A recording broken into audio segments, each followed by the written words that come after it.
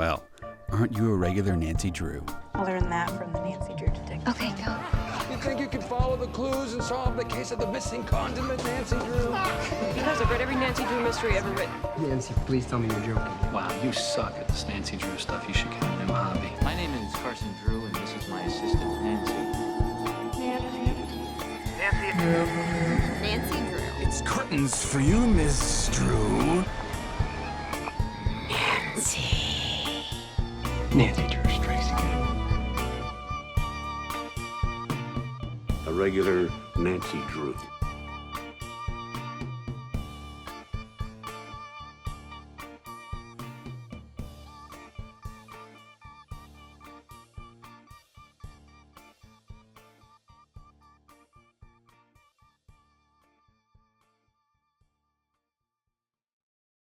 Hello, regular Drews.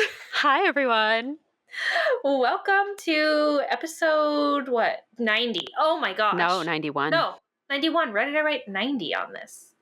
I probably got confused because we are going to talk about the 9th mystery story. Yes. Sign of the Twisted Candle. So 9 was just in my mind. Oh, of course, yes. Yeah. So excited. Oh my gosh. Kori, I have to tell you, I have a new favorite Nancy Drew book. Do you really? It is Sign of the Twisted Candles. It's so good. It is so good. I mean, okay, this is my favorite mystery story. I think I might have like a favorite might be like a file or something. Okay. But like it was so good. It was so good. The best mystery story I have ever read. Yeah? My previous favorite was Password to Larkspur Lane. Okay. This one is far and away better than Larkspur Lane for me. Good. It's so good.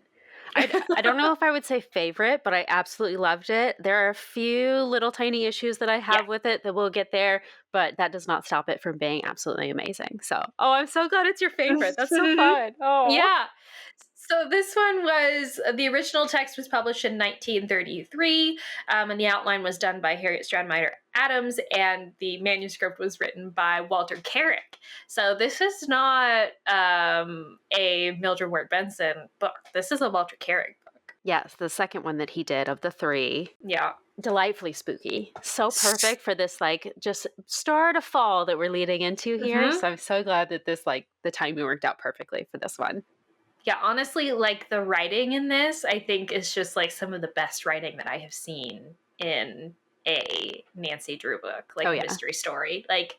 Just so, atmospheric, so beautiful, beautiful prose. And then just, some really cute things that they do for, kind of, meta things that he does for, children's books, talking about, how we as readers are seeing Nancy and can be like Nancy if we want to be like Nancy, and just stuff that I just love. I just adore it. I just adore it so much. We were able, I only have the original text version of this book, Regular Drew, so I don't know what the revised text says, but Kori, you read the revised text, right? I read both, yes. Yes, yeah. We'll get there. I think after we do the summary, maybe I'll just give a brief overview of what the differences are. It is ultimately the same story, but maybe a few of the things that I had issues with, it maybe were untied in the original. They do tie up in this one, but it's not it's just not as good as the original, unfortunately. Right. The writing just isn't as rich. Yeah. It's just not, it's not as good as the original. Well, because when you take it from 25 to 20 chapters, you have to cut so much of the stuff that builds up, the atmosphere and the setting and all of that I think makes the book so good. So I'm sure. Still very good. So between the two of them, I got all my questions answered, but I would definitely agree that the original was just absolutely phenomenal. Okay. Yeah. And speaking of, 1968 was when it was revised, and that one was done by Patricia Dahl. Yes. I mean, gosh, what do I even say? Yeah, so this is definitely my new favorite. I just think it's such a heartwarming story. Yeah. The way, it's a little bit it's really tortured and really sad at the beginning, and then the way they're able to wrap it up at the end, I think was just the best. Just such a great ending. And also it's just so suspenseful. Honestly, I had to put the book down. I had to be okay, I gotta go do something else. Yes. It was a page turner for me. I wanted to know. And the way that they did the cliffhangers at the end of the chapter in this book, some of the best cliffhangers they've done. Oh, absolutely. Hands down. Yeah. I don't know what Walter Carrick was thinking when he did this, but it's masterful. Yes. Like, there's one in particular we'll have to get to that we'll talk about, but like, yeah, just so good. And then also just so full of like just classic Nancy Drew, like her bravery and independence and her quiet like spunkiness and like stick it to the man. Mm-hmm. It's just throughout, Nancy is just the way you think of Nancy. This is peak Nancy Drew. Oh, absolutely. The only thing we're missing is a secret passageway. And even then we find some secret compartments, so I'm happy with that, you know. Mm-hmm. Yeah. I also think Carson is great in this. Oh, yeah. Carson is so good in this. There's one just like fantastic moment that we have to talk about towards the end where I just want to start talking about it now. Okay. We'll get to it.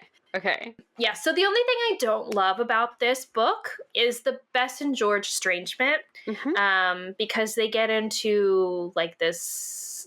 Obviously, we'll talk about why, but Nancy is like not friends with Bess and George during most of this book because of something that's going on. And while of course I don't like it because I don't like it when our dream team is split up. Yeah, that's not really the issue for me. The issue is that I think the reason for the estrangement doesn't really make sense. Like it's not compelling enough to be justified. And also it's just like not very believable that they would be estranged. And then it's also resolved way too quickly and easily at the end. I agree. Yeah. They had to resolve it when they did, but I agree. It was kind of rushed. And I don't like it when they're fighting. It was not fun. No. But other than that, it was great. Yeah. But yeah. What do you think, Kori? So spooky. I just loved it so much. I know, so spooky. Yes. When Nancy is walking up the tower for the first time. Oh my gosh. With the candles and just talking about how, what's his name? Mr. Sidney looks like Father Time. And he's like, Jenny, is that you, Jenny? Yeah. Like, so good. So good. Oh, should we talk about the cover art at all? We definitely should. I need to pull up a copy of Tandy's because I don't have his art, but I do, of course, have the Gillies art and the Nappy art in the 2 books that I did read. Yeah, I just have the Gillies. So the Gillies cover is of Nancy looking out the window, looking at Mr. Semmet burying a box by the shed. So this is a scene from the book. Nancy is wearing a beautiful green outfit. I don't know why I always focus so much on the green or on Nancy's outfits. I just think they're really important. She's very blonde on this cover, and she's looking out through a window that has like these red curtains on it. So there's some good like color contrasting here between the green and the red, and then also like the yellowish outside. It's really cool. And I love the Gillies covers because I think he does like Nancy's facial expressions really well. And I think that's really, I think her expression in particular on this cover is really interesting to look at. Yeah. Yeah.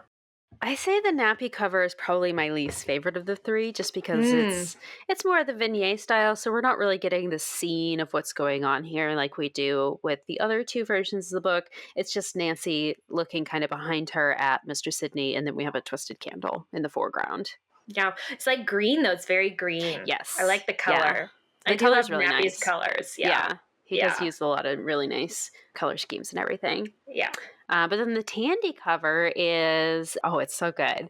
It looks like Nancy is like up in the tower room with Mr. Sidney, and then it's that scene where Mr. Semmet's like listening on the other side of the door, and Nancy like opens it and he kind of falls into the room. And then above the fireplace, we also see that painting of Jenny.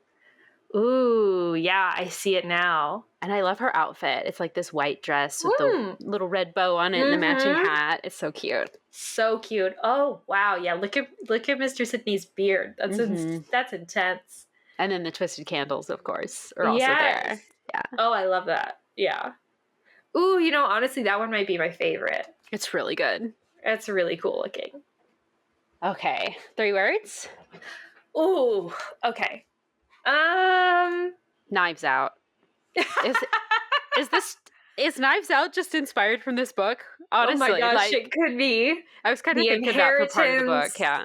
the family drama. Okay, yeah, The let's whole, make like, Knives Out. why is this young girl getting the inheritance when the family's not, and everybody's kind of like, it's all kind of centralized around this house. It feels very Knives Out. Okay, Knives Out, love it.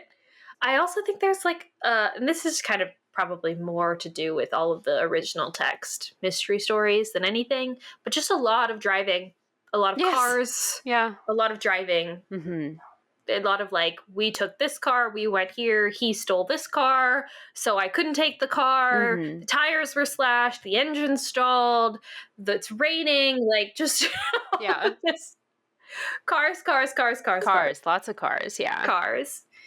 And then I don't know, like, I don't want to say candles. Yeah, we could say candles, or we could. I guess Knives Out kind of alludes to like the wealth. Yeah, there's a lot of like class drama and class Yes. separation. That's in Knives Out too. That's true. Yeah. Yeah. Knives Out is just too good of a descriptor. I honestly think this book inspired Knives Out. Now that I don't know. Yeah. Probably Could have. not, honestly, You never know. but it does feel like there's a lot of themes in it that are similar to that movie. Maybe like legality, secret compartments. Because everything's kind of like hidden in a secret spot, like under the floorboards, and the desk has all the secret compartments, and people are trying to hide things away. Yeah. And of course, that all ties into the wealth and family drama as well. But we could just say like secreting. Secreting. Like, okay, yeah. Like the verb of secreting. I love that. Secret. Because people are secreting things away. But also like, I think. That's perfect. I love that. Okay. Knives Out. Cars secreting away. Yes. So good. Oh, okay. Yes. Okay. Should we start? Yes. Let's do it. You want to get us started? Yes. The story starts because Nancy, Bess, and George have gone for a countryside drive to escape the summer heat, and they end up getting caught in a storm. They're like driving along in the storm. Bess is, of course, getting really scared. Their car is skidding. A tree gets struck by lightning, like really, really close to them. It's pretty terrifying. But in the midst of this wind and the rain, they see a sign for an upcoming restaurant called the Sign of the Twisted Candles. And they decide that they're going to pull into that, stop there, and try to wait out the storm. Unfortunately, Nancy's car stalls in the drive of this restaurant. So they kind of like have to get out and leave their car blocking the road, and then they just rush into the restaurant. It also turns out to be an inn, and an employee there tells them that they can use one of the rooms upstairs so to freshen up because they're like soaked. So they're freshening up upstairs, and they overhear a conversation outside of the door to this room between an angry man and a young woman. It seems like he wants to stop her from taking a tray of food up to someone who is having their 100th birthday, and he says that they can eat mush as usual, but he leaves after another loud lightning strike scares the guests downstairs. So Nancy opens the door to this young girl who is like trembling and pale, either from the storm or just being scared of like the guy who's just berating her. And Nancy takes the tray from her and tells her she should sit down for a minute to kind of recover and calm down. So she does for a second, but then she jumps up and says, "Oh, what am I thinking of? I must go. The Twisted Candles." This cliffhanger is maybe kind of goofy because that doesn't end up meaning anything. Nancy ends up trying to like calm her down more, and she introduces herself, and the girl introduces herself as Sadie Whipple. So we talk to her and we learn a little bit more about her story. She works here at the Sign of the Twisted Candles for her foster parents who run the tea room. She explains that she was going to bring this tray upstairs to this guy named Mr. Sidney, who actually owns the property, and he's, of course, 100 years old today. And Sadie's foster parents, the Semets, basically use the property in exchange for taking care of Mr. Sidney in his old age. But then Nancy notices like how thin Sadie herself is and wonders how well they're actually taking care of her and him too if they're not letting her bring him food. So Nancy offers to pay for the food herself and bring it up to Mr. Sidney while Sadie gets back to work, because that seems like what her foster dad, Mr. Semet, was concerned about, that it was so expensive. So Nancy's like, I'll pay for it. Yeah. And Sadie is really happy with that and agrees. And Sadie goes downstairs with Bess and George while Nancy takes the tray upstairs. And yes, this part is so delightfully spooky. She's like walking up this staircase to get into this tower room while the storm is raging outside. And so it's like you hear the thunder and it's dark and the lights are flickering and there's candles everywhere. Oh, so lovely. Yes. When she finally gets to the tower room, which she describes as looking like a wizard's tower with all the candles smoking everywhere, she's a gaunt old man rise from a chair in front of the fireplace. This is Mr. Sidney. Nancy describes him as looking like Father Time with long white hair and a white beard, but glowing youthful eyes. And he raises his arms towards Nancy and says, "Jenny, my Jenny, you have come back to me." Nancy explains that he must have mistaken her for someone else. And then she sees the painting on the wall, and it's a woman who looks like remarkably like her. And Mr. Sidney realizes this as well, and so he makes some jokes about like how he must have been dreaming and how he's old and his eyesight isn't what it used to be and everything. It's very sweet. Nancy asks him about his birthday, and he doesn't seem particularly happy with turning 100. He basically says he's only this old because he hasn't died yet, not by trying. That, like, if it was his choice, he wouldn't still be alive. No. Which is, like, really sad. So Nancy, like, in an effort to try to cheer him up, decides that Bess and George should all have supper with him. So she goes downstairs to get Bess and George. And at first, Bess is very upset with Nancy for delaying the food. Thanks. But Nancy explains that she wants to eat upstairs with Mr. Sidney, and she calls over Mr. Semet to, like, place this big order for a bunch of fancy food. And he actually, like, bristles a little bit at this because he doesn't like being bossed around by Nancy. Which is like, dude, you're running a restaurant and she's ordering food. Like, get over it. What do you expect I don't her know. to say? It's just yeah. And then when he tells her that it's going to be $10, 10 whole dollars, Nancy agrees to this price provided that their food can be brought upstairs to Mr. Sidney, and that Sadie is also allowed to eat with them. And he's like shocked that they seem to know about Mr. Sidney and the tower room and everything, but he agrees because he doesn't want to lose out on such a large order of food. So they make conversation with Sadie as they head upstairs, and Nancy remarks that there is an air of daintiness and refinement to Sadie, despite her cheap clothing and menial position. I really want to talk about this later because this is really interesting class stuff. So we'll have to talk about that. yeah, this whole time it's like Nancy is making a kind of a show of her wealth. Of my money will solve this problem. And But I mean, also, like, particularly when we're talking about Sadie. Like, oh, yeah. She has this menial job and she has really poor clothes, but you can tell she's actually a really good person because there's an air of refinement about her. No, Nancy is very, like, she views her as pathetic and pities her quite a lot. Yeah. Yes. Yeah. But anyway, we'll have to talk about that later. Oh, they also learn from Sadie that the Semets don't pay her for her work, and that she's not allowed to keep tips. So she is working here for free. Yeah. And something about how they don't let her go to school either, right? Or maybe we learn that later. I don't remember that. But that might be in the revised. I think that's in the revised, actually. Ooh, interesting. Yeah. Sorry, anyway. So Nancy decides to go make a phone call to Hannah to let her know where she is, and to ask her to call Bess and George's home to tell their parents where they are because they're, like, delayed. And she reaches Hannah, but the storm is, like, causing trouble with the connection or something, or there may be, like, downed lines somewhere. And she tells Hannah that she's going to have dinner with Mr. Asa Sidney, and Hannah shouts, "Asa Sidney, now you're in for trouble, especially..."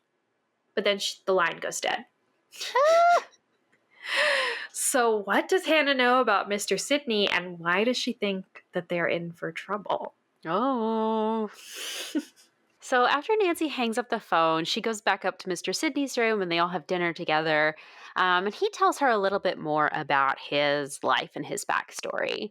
So again, this book, he's 100 years old today, and this book came out in the 30s. So this man, he lived through quite a lot. The Civil War the Civil War was a big...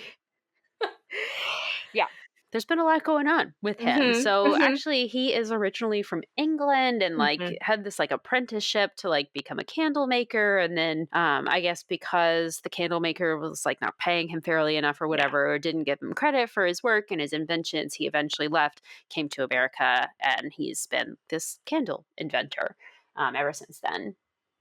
Yeah, he talks about the Civil War a little bit, but I mean, we don't really go a super lot into his history beyond that. But basically, he is this like really well-renowned candle maker. He's got a ton of inventions.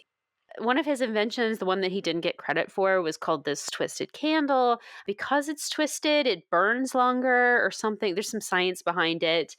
But that design ended up making him very wealthy and successful after he came to the US. But then he, as he's telling his kind of life story here, he starts to get upset because it leads him to the story of his family.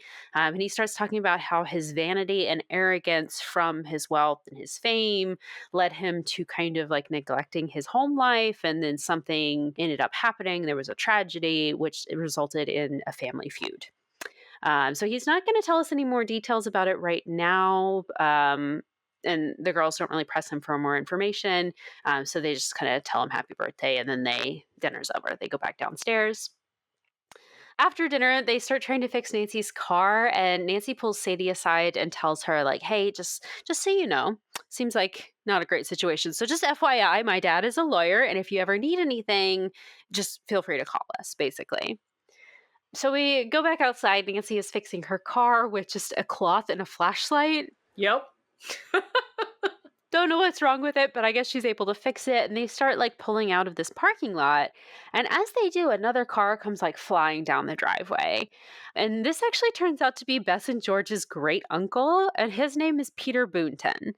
Apparently, Bess and George are really shocked to see him here because they don't see him super often. And it's been a while. And he's super angry, and he doesn't even like recognize them at first. He just like starts yelling at Nancy to get her car out of the way. And then he sees Bess and George in the car with her, and he's like, what are you guys doing here? This is not the type of place your families would want you visiting. You need to leave now. So we're going to ask him why, but he leaves and he goes inside before we have the chance to do so. But in going inside, he just leaves his car parked in front of Nancy's, like blocking her in. This scene was so frustrating for me, like the secondhand frustration I got from reading this scene, because this is like such like a driving parking lot like frustration, right? It's so funny to me, so funny and so frustrating, like such a thing to happen. Anyway, you're not allowed to be here now. I'm gonna block you in so you can't leave. Okay. Yeah. So she, because he's in front of her, now she starts trying to like back out so that she can like reverse out of here. But then another car drives up as she's doing this. And this guy gets out. He comes over to Nancy and he's like, hey, is that Peter Boonton's car? It looks just like his car. And Nancy's like, yeah, I guess so. And the guy asks her, like, are you waiting on him? Do you know him? And she's just like, no, just let me out of here. What are you doing? And then he like leans over and like rests his elbows on the side of Nancy, like on her window. I guess the window's down. Like chat. Yeah, he's just like hanging out, leaning on the side of her car.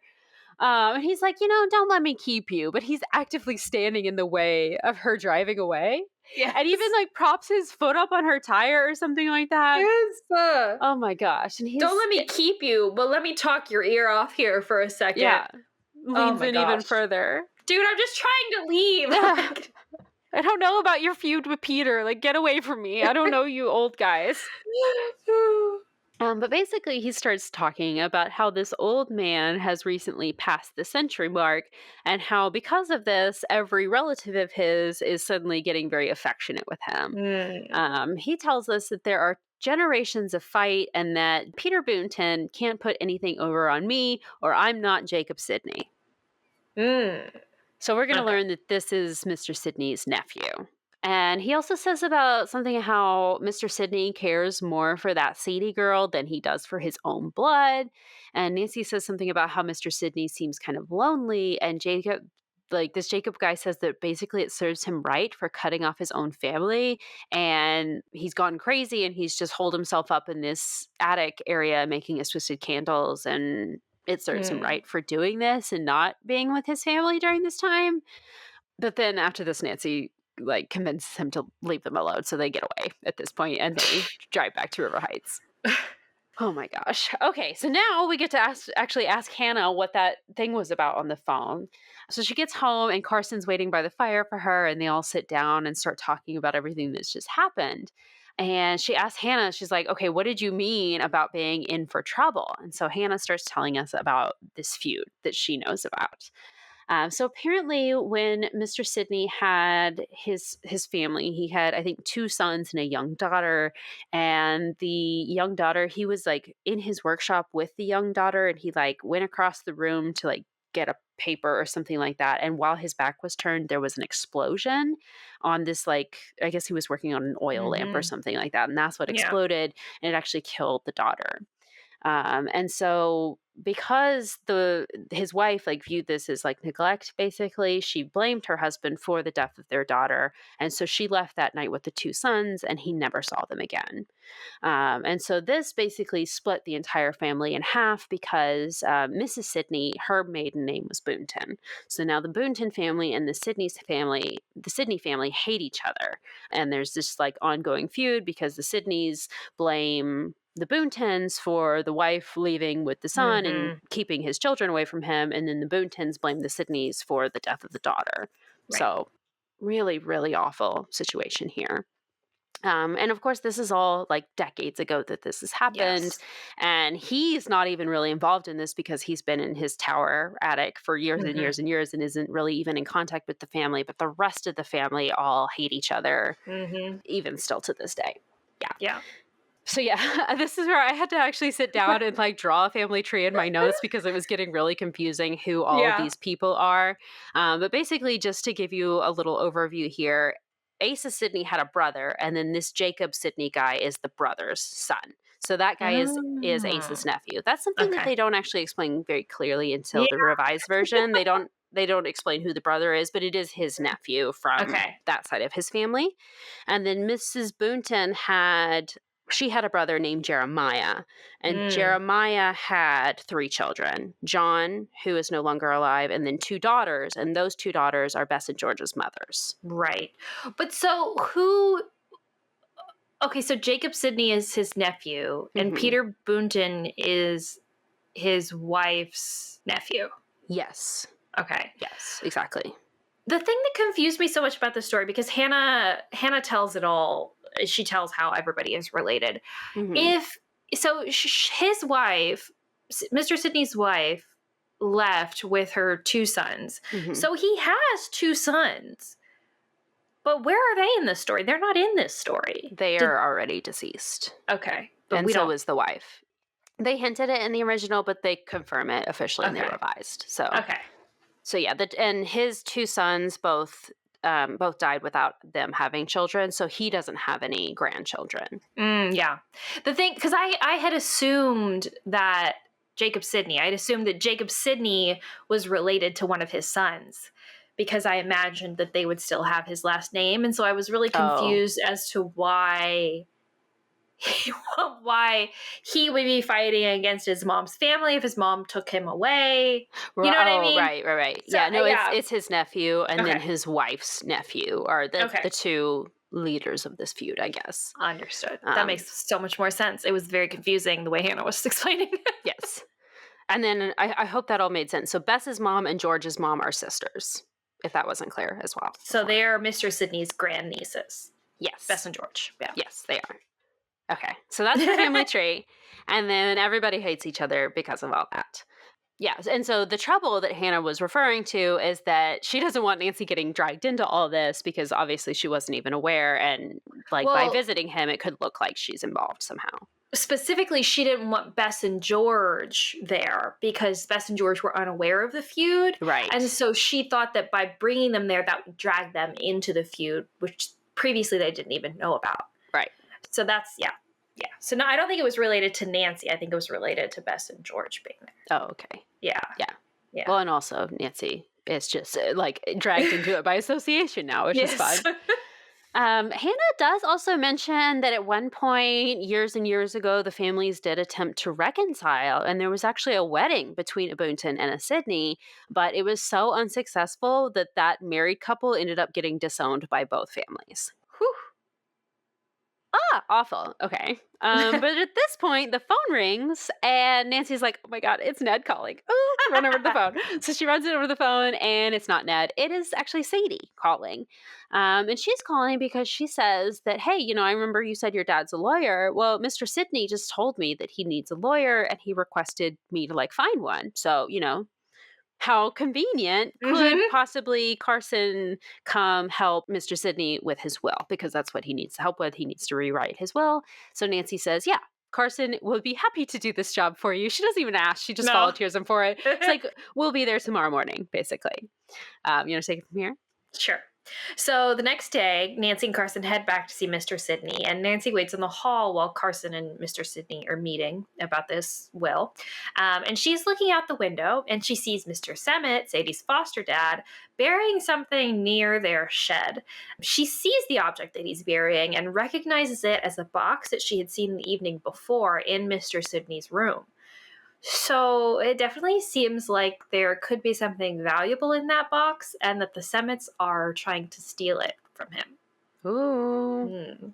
Nancy then goes downstairs to talk to Sadie, and she tells her all about the evening prior, how Peter Boonton and Jacob Sidney visited Mr. Sidney, and they fought all evening. And afterwards, Sadie went upstairs to see if she could help Mr. Sidney at all after all the craziness that just happened. And all he said was that the only way she could help is if she knew a good lawyer. And she's like, well, I did, so I called you.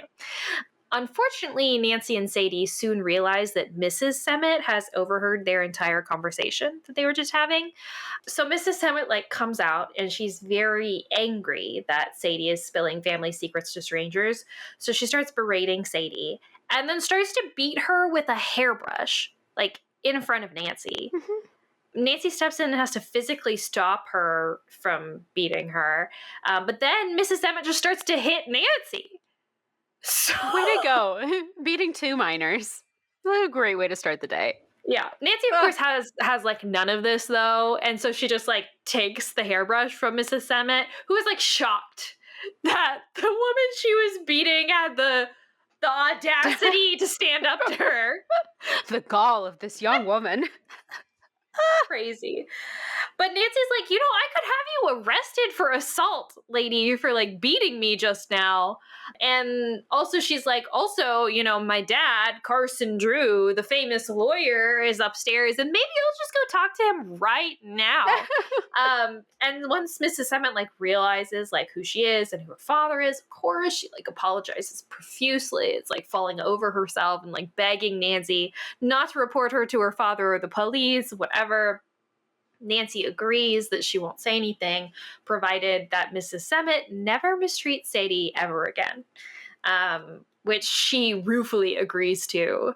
And Nancy and Sadie then go upstairs or go downstairs to sit in the dining room and continue their conversation away from Mrs. Semmet. Just wild. Darn, I'm not allowed to abuse and neglect my foster daughter anymore. Seriously. So we learn more about Sadie herself in this conversation. Apparently, she's an orphan, and the Semmets took her in when she was 6. And she says that she's worked for them ever since. But obviously, they've treated her really harshly, so she doesn't really think she owes anything to the Semmets. And honestly, she only really cares about Mr. Sidney because he's always been really kind to her. And then Sadie tells Nancy that she thinks Mr. Semmet is stealing from Mr. Sidney. Of course, Nancy believes this because she just saw him burying that box. So, At this point, Mr. Semmet comes into the room, and they have this really gross interaction, Nancy and Mr. Semmet, because he doesn't recognize her from the evening before, and he starts talking to her about how pretty she is, and oh, it's so creepy. It's a really creepy conversation. But then he I think she does introduce herself as who was here last night, and she tells him about Carson being upstairs, and so he gets really nervous about that, about I guess Carson talking to Mr. Sidney, and so he ends up just bailing, leaving. And then Carson comes downstairs and he tells Nancy that he needs a legal document witnessed by someone. So he asked Nancy to go get someone named Raymond Hill, who's like, I don't know, the vice president of some nearby bank or something. I guess it has to be like an important person in order for the document to like stand up to scrutiny or something.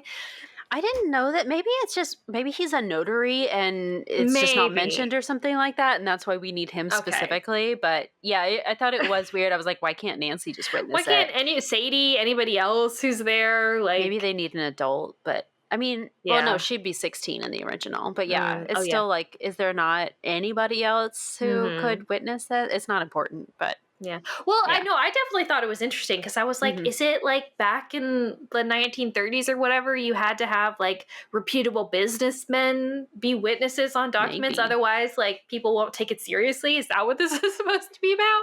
Because I could definitely, yeah. I don't like that, but I could definitely see how like somebody from a bank would have like a special stamp or something that is viewed as official, or maybe he is a notary or something. And that's like probably that. it. That's probably it. He's probably a notary. Anyway, yeah, so he tells her to go get this guy because apparently Peter Booten and Jacob Sidney are planning on coming back this morning, and Carson wants this done before they get here to, like, put up any arguments about it.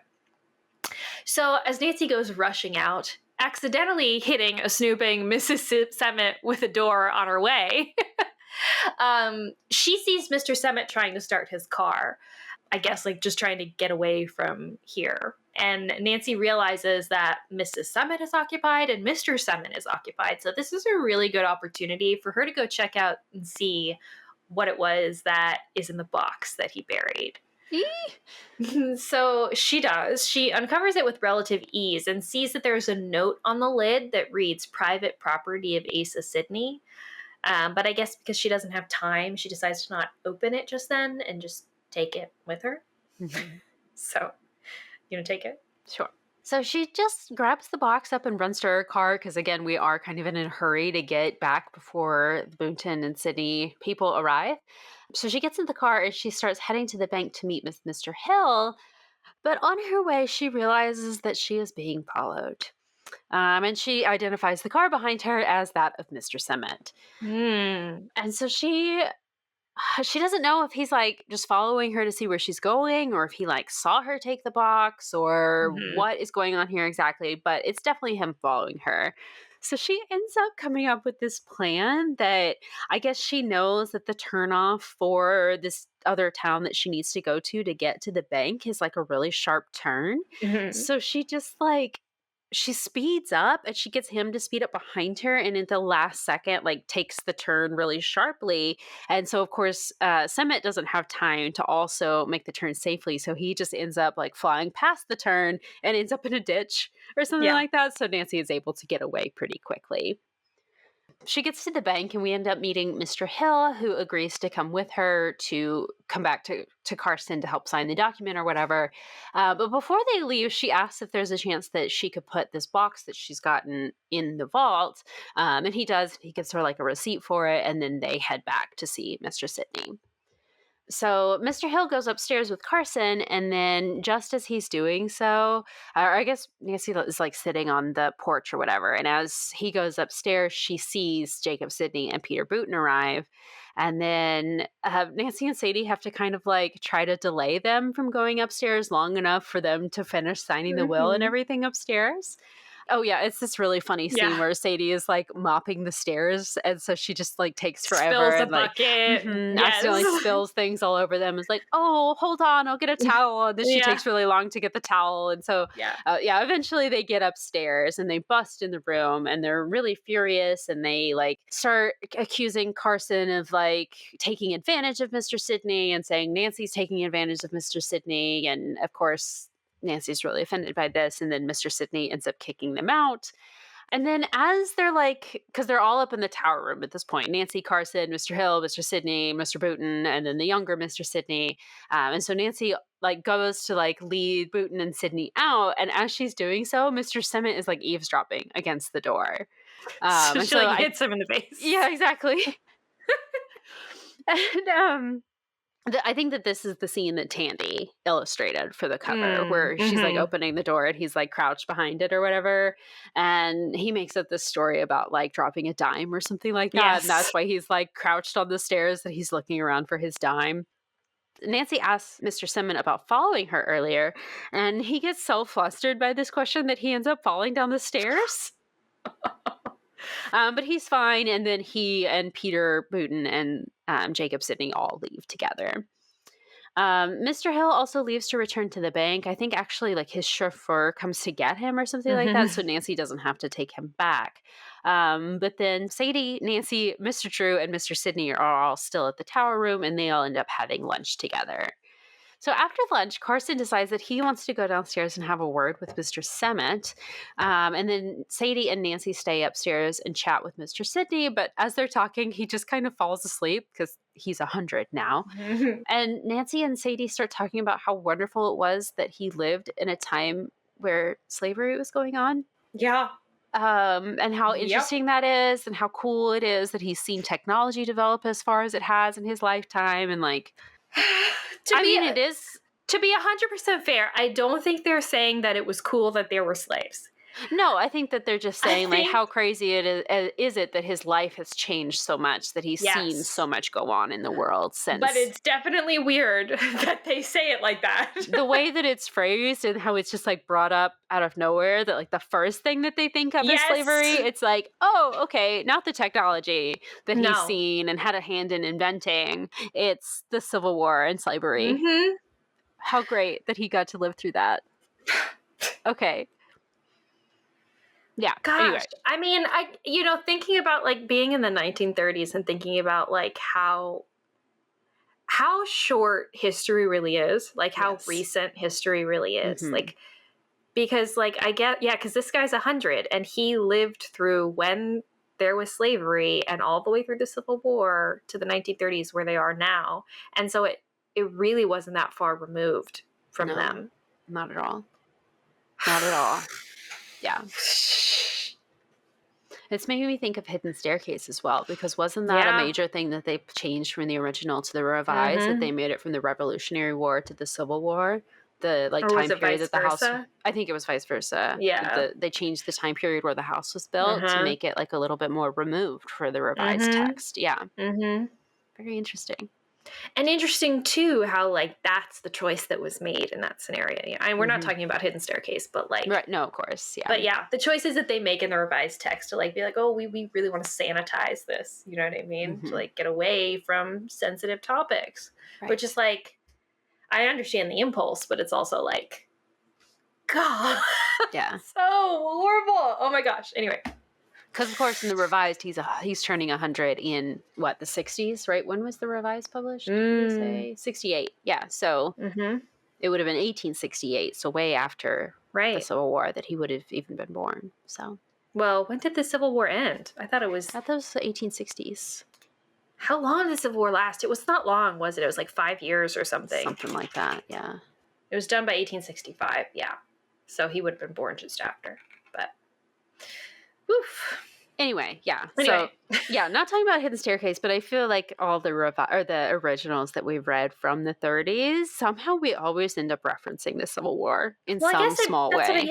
It makes sense, I guess, because that was probably like one of the most like significant things, like cultural shifts, like recent cultural shifts. Yeah. It even feels like the way that we would talk about World War II today. World War II, yeah. It wasn't in our lifetimes by any means, but it's certainly the most recent significant cultural change. Yeah. Well, my gosh. Not most recent. There's obviously been a lot of things that have happened since World War II, but that's civil rights, Obviously, yeah, of course. Yeah. Tech revolution. Yes. The invention of the internet. Oh my gosh. But yeah, so Nancy and Sadie are just kind of talking about Mr. Sidney's life. And Sadie starts telling Nancy that she's worried about the Mr. Semmett possibly stealing situation. And Nancy is very reassuring. And she's like, no, Carson and I will take care of it. You don't need to worry about anything. You want to take it from here? Sure. So Nancy goes downstairs and she sees Carson giving Mr. Semmett the third degree on the porch. She's like asking her or he's asking him like about his earnings from the tea room and like what he did with that money. And Mr. Semmett's like talking about like improvements that he made, but Mr. Drew's looking around. He's like, what improvements? This place is a dump. Like, let's go, Carson. Yes. But so eventually Mr. Semmett like stops answering questions, realizing I think what Carson is trying to get at here. Mm-hmm. But so Nancy during this conversation is kind of like hiding like in a certain spot, like behind a door. So she can see what's going on, but they can't really see her. So during this conversation, Nancy spots from this hiding spot Mr. Semmett pass an envelope secretly through the window, like behind him to his wife. And so Carson didn't see this happen, but Nancy saw it. And so Nancy sneaks up behind Mrs. Semmett after she's taken this envelope and like, hey, what you doing? And so Mrs. Semmett like freaks out and she's like, oh, this is private. This is none of your business, Nancy. But then Carson comes in having heard this like interaction, and this startles Mrs. Semmett, causing her to drop the envelope. So Nancy scoops it up really quickly and sees that the envelope is actually addressed to Mr. Sidney from this place called Midwestern Gas and Power Company. And Mrs. Semmett says, oh, I was just going to take that up to Mr. Sidney. But, like, clearly she didn't intend to do that until she was caught out. So, Anyways, they leave, or Nancy and Carson leave.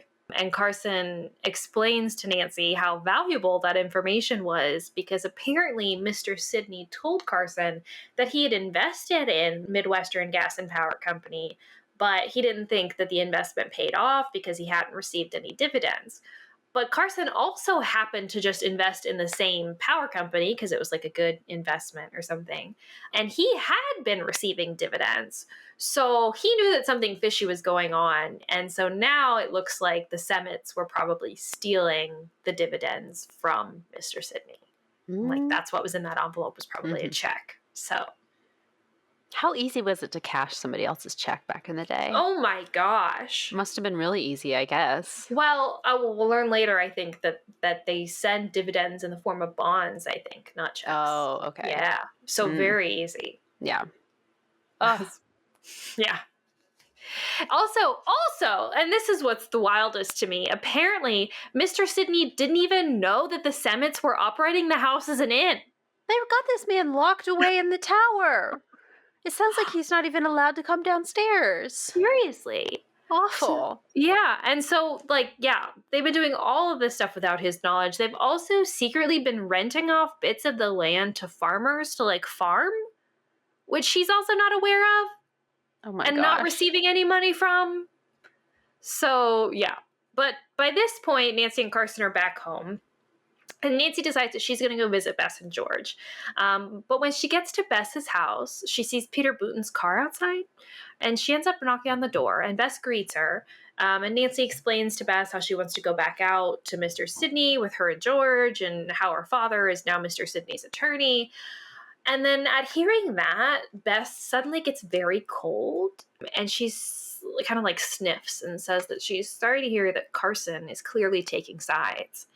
And then she basically slams the door in Nancy's face. Yeah. I don't this like it. Is really upsetting.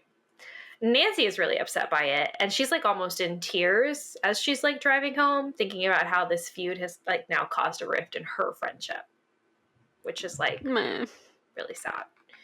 So the next morning, Nancy is still upset and tells Carson about, the interaction she had with Bess, and Carson basically advises her to wait it out, and hopefully time will show that, she and him haven't been meddling in the family's affairs, right?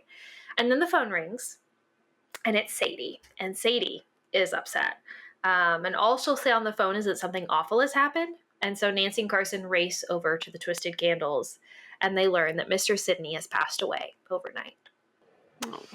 Yeah. Of course, the Twisted Candle soon becomes a madhouse. Sadie is inconsolable. And relatives are showing up and they're trying to stake claims on things. Carson has to post himself up outside of Mr. Sidney's room to prevent people from going into it and taking things. And eventually he has to call the police to come and seal the room so that they'll be able to tell if anybody comes in and out of it. And he tells the Semets that like they're responsible for keeping the room sealed, and that if the seal on the room is broken, then they're going to jail, and so they better like not do that. And he tells everybody that they're going to reconvene in 3 days to read the will, and so yeah, that's what they do. 3 days later, everybody's back at the inn, including Bess and George and their mothers. And Bess and George nod at Nancy, but otherwise they don't speak to her, which Nancy is very upset about.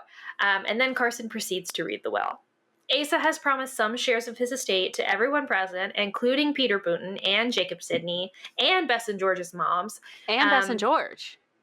No, but I think it's just their moms. No, it's them as well in this. Really? Because they split it between 8 people. This part did really confuse me because the splitting, I was like, I don't understand that. Well, he split it into like 8 pieces, and then one of those pieces got further split into like 8 or 9 pieces, and then those like fractions got given to the Bootons and the Sidneys, and then everything else, like the other 8/9 of it, goes to yes. So he ends up giving a share of his estate to everyone present, but the bulk of his estate, which includes some valuable real estate other than just the inn, he leaves to Sadie. And at this news, she just like passes out. You take it? Alrighty. So at this point, Nancy reacts pretty quickly. She like gets up and gets Sadie some water, and she's able to get her awake again and okay. But everybody else in the room is absolutely freaking out. They're like screaming. They're telling Sadie that they're going to fight her in court over this, how they don't know that some like rando, they call her a foundling, I think actually, how some random foundling could like get the affections of Mr. Sidney, but his own family can't. And like everybody's freaking out basically. And then eventually like Carson makes everybody leave, and then Mr. and Mrs. Semet start like, they completely change their tone and they start fawning over Sadie. And they're like, oh, Sadie, let me make you some lunch. Oh, you just need your mother's love and care when you're not feeling well. And let me get you some lemonade, like just like trying to suck up to her. Can I say too that a refreshment that they offer to her is jellied chicken broth? Oh my God. That's one of the things that they have at the 100th birthday party dinner at the very beginning as well. Jellied chicken broth. Cold jellied broth. I can't even. So gross. I guess that was refreshing back in, because it's cold. That's the thing. 30s. It's supposed to be cold, and so that's why it's refreshing. Cold but savory. And they're like, you need the calories to like get your energy back up. So here's this. Disgusting. Okay. Anyway, I just had to say that. I just had to let everyone know. So gross. But yes, so they're sucking up to her now that she's an heiress. Right. And Carson like clocks this right away, and he's like, hey, Nancy, I don't really trust them. Maybe you should stay the night with Sadie and just like kind of be around, keep an eye on everything, just to make sure that the Semets aren't doing anything untoward, they're not stealing anything from the house, all that kind of stuff. So Carson ends up leaving, and Nancy stays so that she can stay with Sadie. And then she immediately starts to notice that things indeed have already started going missing. There are candlesticks missing, various antiques. I think some stuff from the kitchen goes missing. All just kind of like random stuff, just gone all of a sudden. Nancy and Sadie actually notice Mr. Semet sneaking off into the woods. So they decide to follow him that afternoon. And they deduce that he must be headed out to like an old unoccupied tenant farmer's house that's somewhere on this property. And so they kind of like take the back way so that they can like sneak around the house. And when they arrive, they notice him like leaving out of it. So as he's leaving, they decide to wait a second and sneak in to see what he was doing in the house, or maybe what he's hidden here. So they sneak in, and there's not really anything on the ground floor. So they go upstairs, and it's basically just this attic room. And it has several boxes stored underneath the floorboards with some valuables in it. So they start to like try to open the boxes, but as they're doing so, they hear someone coming up the stairs. And there's this like large empty cabinet in the room. So Nancy just pulls them both in this cabinet, and through the crack in the door, Nancy sees someone coming up the stairs, and it's Mr. Hill, the banker. What? Oh my God. So Nancy immediately is like, oh my God, is he like double crossing Carson? Is this guy actually crooked? Like, what's going on here? And he like goes over to these boxes that they had just started to open, and he opens it and he pulls out a bunch of papers. And Nancy's like, oh my God, those look like bonds. And then he just stuffs them in his pocket. And so Nancy's like, she doesn't know what to do here. She's like, do I take the chance that he doesn't open the wardrobe, that he's not going to look around more? Or do I assume he is going to? And do I just like jump out with the element of surprise and like grab him or something? Like, what do I do? But at this same moment, she hears somebody else coming up the stairs, and it's Mr. Simmett. He's back. And he sees Mr. Hill, and he like flings himself at him, and they start having a fist fight. He knocks Mr. Hill to the ground and starts just like absolutely wailing him. And then Nancy decides that now is the time that she is going to act. So she jumps out of this closet or cabinet, whatever it is, and yanks Mr. Simmett off of Mr. Hill by the collar. Yeah. And so now she's able to stop the fight. And Mr. Hill starts explaining that he thought that Carson leaving Nancy here to protect things overnight was too big of a job for her. So he like came to help, essentially. So he's not crooked. He's not double crossing anyone. He's really just here to find Nancy and try to help her. But then apparently he realized that Mr. Simmett had come out here. So he also followed and came in to poke around. And he took the bonds for safekeeping so that I guess he could take them back to the bank or something like that. And then he apologizes to Nancy for thinking that she didn't already have this situation covered. Right, because she just saved him by pulling Mr. Simmett off of him. Clearly she's fine. But then Mr. Simmett tries accusing Mr. Hill of stealing the bonds. He's like, you were going to take them for yourself, not take them for safety at the bank or whatever. And Nancy goes, wait a minute, let me look at those. And she does, and she realizes that they are from the power company. And most likely the ones that they had been stealing from Mr. Sidney. And then Mr. Simmett tries to get Sadie to leave with him, and she refuses. And I think that this is where Nancy says something about, like, if you want to see Sadie again, you're going to have to see her at visiting hours at the jail or something like that. Yeah. It's like, because you're going to get arrested for stealing and all this stuff. And so, of course, he gets really offended by this, and he leaves, right? Yeah. So they all go back to the farmhouse where Mr. Simmett has started to head, and Nancy tries to call home to talk to Carson, but Hannah tells her that he has actually gone off to another property of Mr. Sidney's or something like that. He needs to go check on something else for the case, so he is out of town. And Nancy is worried that the Simmetts are going to get violent again or otherwise try to steal more things. So she asks Mr. Hill to stay the night. And so he says that he is actually going to stay at the old farmhouse and stake that out overnight. And then Nancy and Sadie will watch the main house. Eventually they realize that the Simmetts have left. Like, they say something about, like, we're going to go make dinner. And so Nancy and Sadie just like sit to chill and wait for dinner, and then dinner never comes, and so they get up to go look for them, and they're just gone. Like, they fled the property. And so Nancy goes to, like, she's like, oh, I'm gonna go get in my car and try to like drive around, see where they went, and she realizes that they have slashed 2 of her tires. And so she's like, oh my gosh, they clearly wanted me to stop them from trying to get away, so they clearly like drove away because they're going a long distance. But then she realizes, no, this must all be a ruse to make me think that they're getting away. Yeah. What really happened is they didn't get very far at all. They're probably still somewhere on the property. Now, given the property is like hundreds of acres, right? Yeah. So they're not like in the farmhouse or in the like tenant farmer's house, but they're somewhere on the property. So they go back to the tenant farmer's house, and they do indeed catch the Simmetts trying to break in there again. But they manage to scare them off, and Mr. Hill stays the rest of the night, like I said, so they do not come back. Nancy and Sadie go back to the main house, and nothing really happens overnight. And then the next morning, they are able to call Carson again and reach him. Carson drives out to the farmhouse with 2 what he calls powerfully built private detectives who are essentially going to now be on guard duty here. And Nancy and Sadie and Mr. Hill are relieved of their watch. Nancy at this point decides that it would be best to bring Sadie actually back home with her to stay with them because we don't think that she is safe here anymore. Unfortunately, we learn from Carson that the Bootons and the Sydneys have gotten a lawyer of their own. And they are actually suing for what, like, I don't know.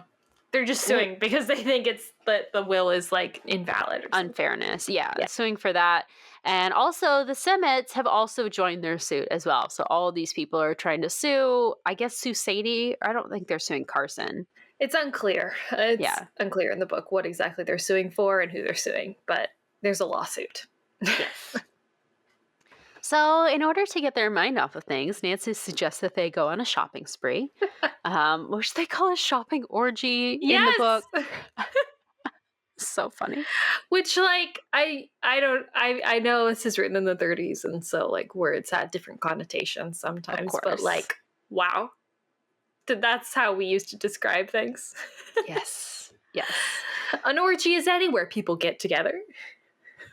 And have, have a good time. Yeah, anyway. So they decide to go shopping, and because apparently Sadie only has like one dress, or maybe she has like one work dress and one day-to-day dress, but otherwise she really doesn't have that much. So Nancy decides that they're going to go shopping, and they get to the department store, and they step into the elevator, and who do they see but Bess and George? Right.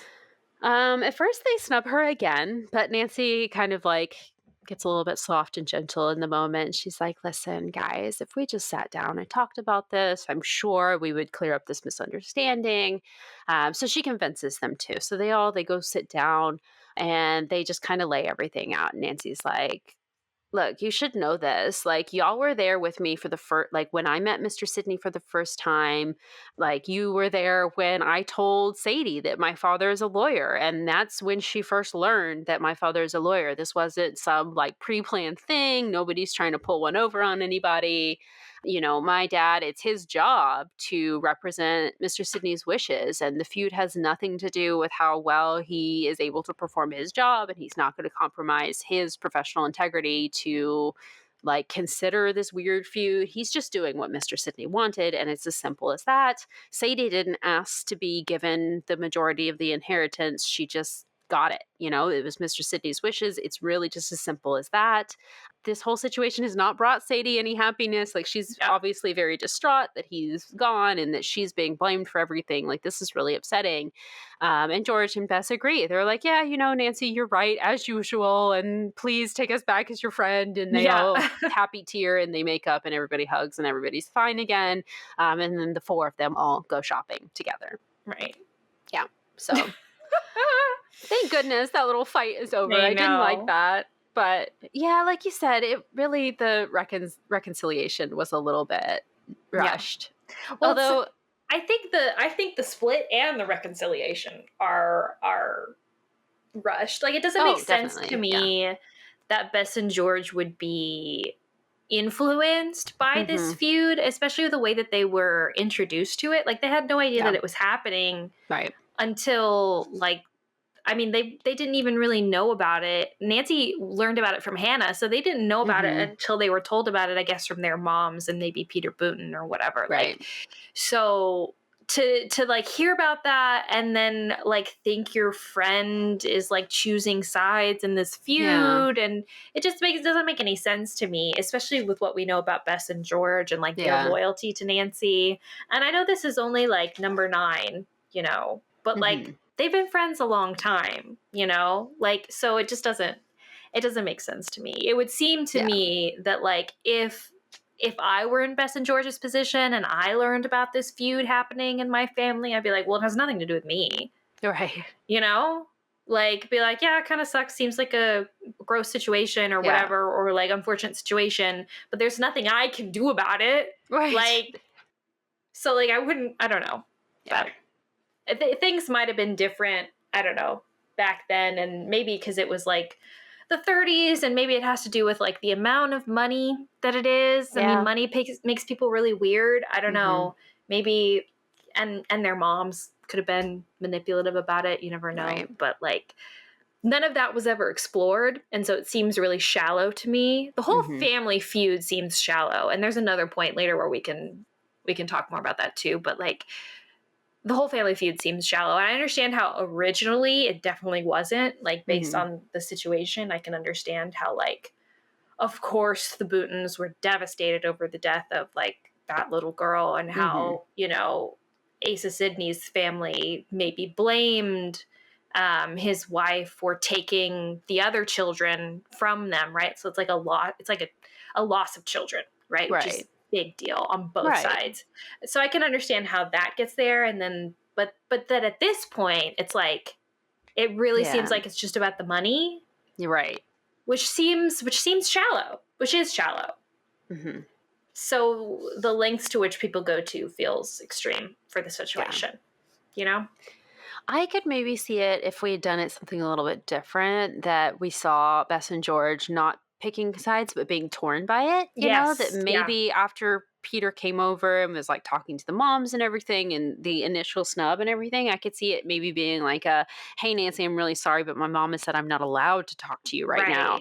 And then they're trying to like talk to each other in secret, and then they're trying to like get involved with reconciliation for the whole family. I could see that, but this like just sudden, no, we're not friends anymore. And then, oh yeah, maybe we were wrong. You're right. Okay, let's be friends again. It is, it's a little bit quick. Yeah. But anyway. But we're all friends again. Yay! So we have our shopping trip together, and at the end of the day, everybody is all good again, and even Bess and George are starting to be like friends with Sadie as well, which is nice. So the next day, Sadie goes with Carson to the courthouse for some legal stuff they have to sign, I guess. And then Nancy decides that while they're gone, she's going to try to look into Sadie's parentage because she's hoping that it will help her case. We don't really say why she thinks it'll help the case. Well, that's one of my issues with the book. I think it's because, again, they don't say this, right? This is just a assumption on my part. But I assume that it's because the Semets are her legal guardians. And I assume that makes it complicated, right? Because if she doesn't have, like, legal rights to inherit things as a minor, that means the Semets could inherit things. But if they can find her parents or figure out what happened there, they could potentially find someone else to be her legal guardian. Right. So, yeah. And this is something that I will say they fixed this in the revised. This complaint, not that they fixed the whole situation, because even the way that they do it in the revised is a little bit weird. But yeah, I wish that they had just made that a little bit more clear. I definitely agree that that's why, but they don't make it clear that, like, that's the reason that she's looking into this. Yeah. So Sadie told Nancy the name of the orphanage that she had been at before she was adopted, or taken in for the foster family, I guess, not adopted. Right. And she says she doesn't really remember anything about it except that it was in upstate New York. And she says, hey, Mr. Hill's from upstate New York. Why don't I go ask him about this? So she goes back to the bank and asks him if he knows anything about this place. And it turns out that, his father was actually a patron of the orphanage. And I guess his father's already passed away, so Mr. Hill has all these documents. And so he's like, why don't I just like contact them and ask if they know anything about Sadie's circumstances? And also she wants him to ask if Mr. Sidney was a donor to the orphanage at any point. Again, we don't know why she's asking this, or like why she knows to ask this, but she has secret theories. Secret hunch. Yes. You want to take it from here? Sure. Yes. So when Nancy gets back home after meeting with Mr. Hill, she is surprised by Ned, who has stopped by to see her. Hot take. I actually love the Ned representation in this original text version. This is good. Yeah. I don't know how they change it in the revised text, but he's hilarious. Yeah. In the original text, because he's like talking to Nancy about how he's been working for the summer at this like resort, which is like out of town or whatever. And he's bragging about like how ripped he's gotten from like carrying like people's bags and like rowing people in boats across like the pond or whatever. And he like has Nancy like look at his like muscles. And she's like, oh yeah, you look nice. Good for you, Ned. It's just really funny. Yeah. There's something about it, like, I feel like a lot of the time Ned suffers from, like, wet blanketness, like, cardboard, no personality type of guy.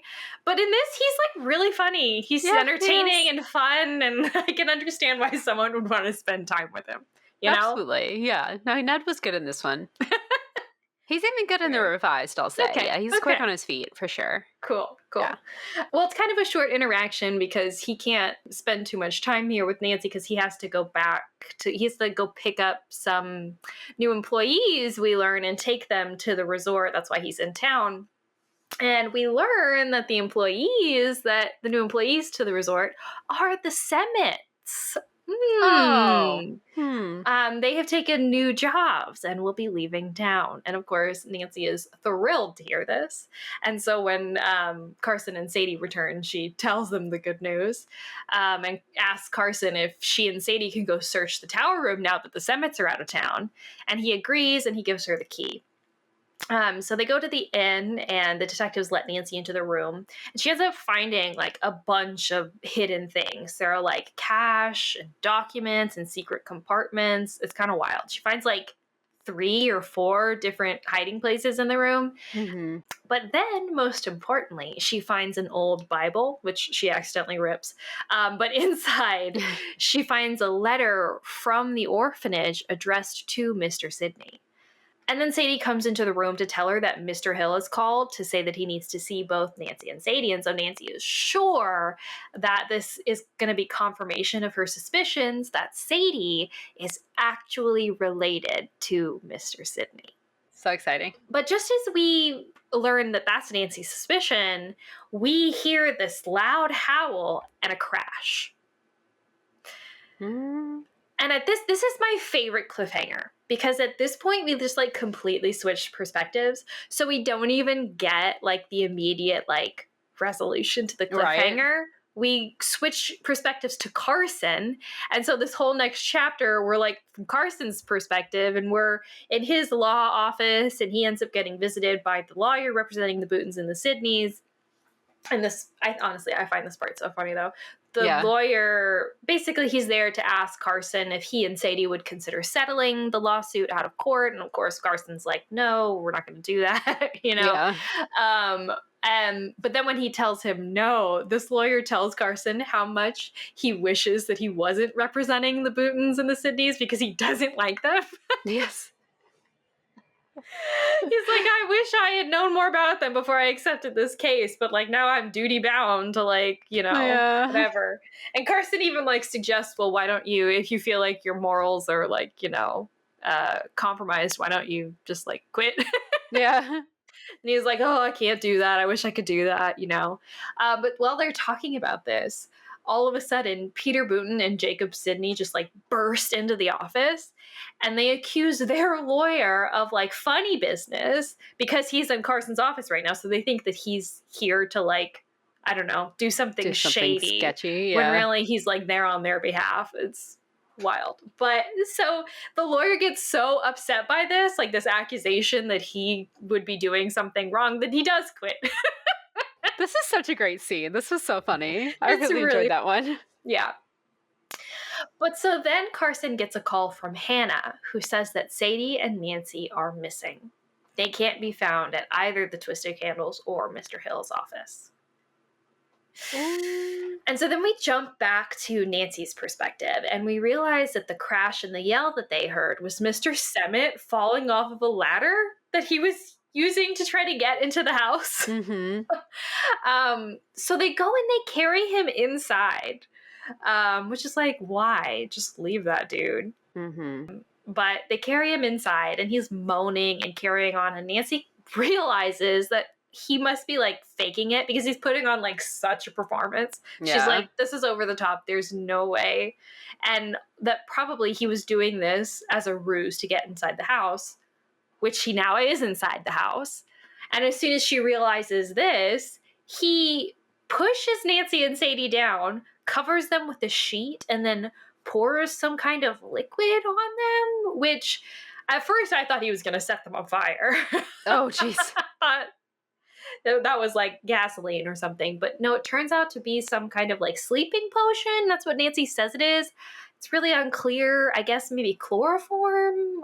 I read it as chloroform. I thought he was saying he was pouring it like onto a cloth and putting the cloth over her face, not just pouring it directly on her. Maybe I read it wrong. But I swear he puts a sheet over them and she's like fighting with the sheet. I think there is also a sheet And she's like Okay. tangled in it. And as she's trying to get out of it, that's when he like grabs her and chloroforms her. Let me see, because it's really a ridiculous scene. It is, yeah. Okay, suddenly sat bolt upright, and with a sweep of his arms threw Nancy off her balance. She reeled and fell against Sadie, and in a flash, Summit had whipped a sheet from the bed and was looping it over the heads and arms of the surprised girls. Nancy fought like a tigress, blinded and bound as she was. She kicked and she screamed. Sadie, frightened to speechlessness, only got in Nancy's way. Something wet and very, very cold drenched Nancy's face. Something that smelled pungently. Yeah. So it seems like he just poured it on her head. Jeez. I think from the way that I thought the sheet was like over all of them, but it seems like the sheet is just around their heads. Maybe he's just dousing the sheet with the chloroform, and then that I think she can only breathe in it. Oh, that's even worse. Yeah. Good Lord. Pretty scary. But yeah, so she she tries to fight it as best as she can. Yeah, it even says that she fought like a tigress, right? Which is really sad and scary. But of course she can't, and eventually she does pass out. When she comes to, she can't find Sadie. Sadie is missing, and she can't find Mr. Summit, and they're like nowhere to be seen. And she goes outside and she sees that her car is missing. So Mr. Summit must have used her car to like kidnap Sadie and like take her off somewhere. Ooh. Oh. Horrifying. You want to take our end here? Sure. So Nancy looks around the house a little bit, and she ends up finding the watchman who had been shoved under the house. Like Mr. Summit had drugged him and then dragged him underneath the front porch so that he'd be like, I guess, out of the way and nobody would notice him or something. But then Carson and Mr. Hill arrived at the house, and Nancy starts explaining to them everything that happened. And the watchman also is explaining as well. And then Nancy, Carson, and Mr. Hill head out together to try to track down Sadie and Mr. Summit. They go to visit the resort where Ned is working and where the Simmons were supposed to be working. And then they also go to visit the boarding house where they supposedly had been staying, but don't find anything. And Nancy eventually decides that they need to go back to the Twisted Candles because surely they'll find some sort of clue or something there that maybe they missed.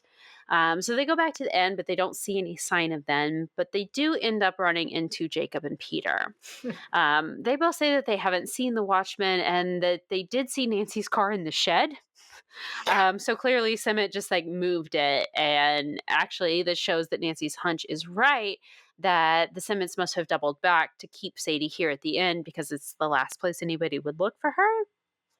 I guess it makes sense, but whatever. Well, it's kind of what they did before, right? Like they tricked, by slashing Nancy's tires, they tricked her into thinking that they left when really they didn't. So seems like their MO.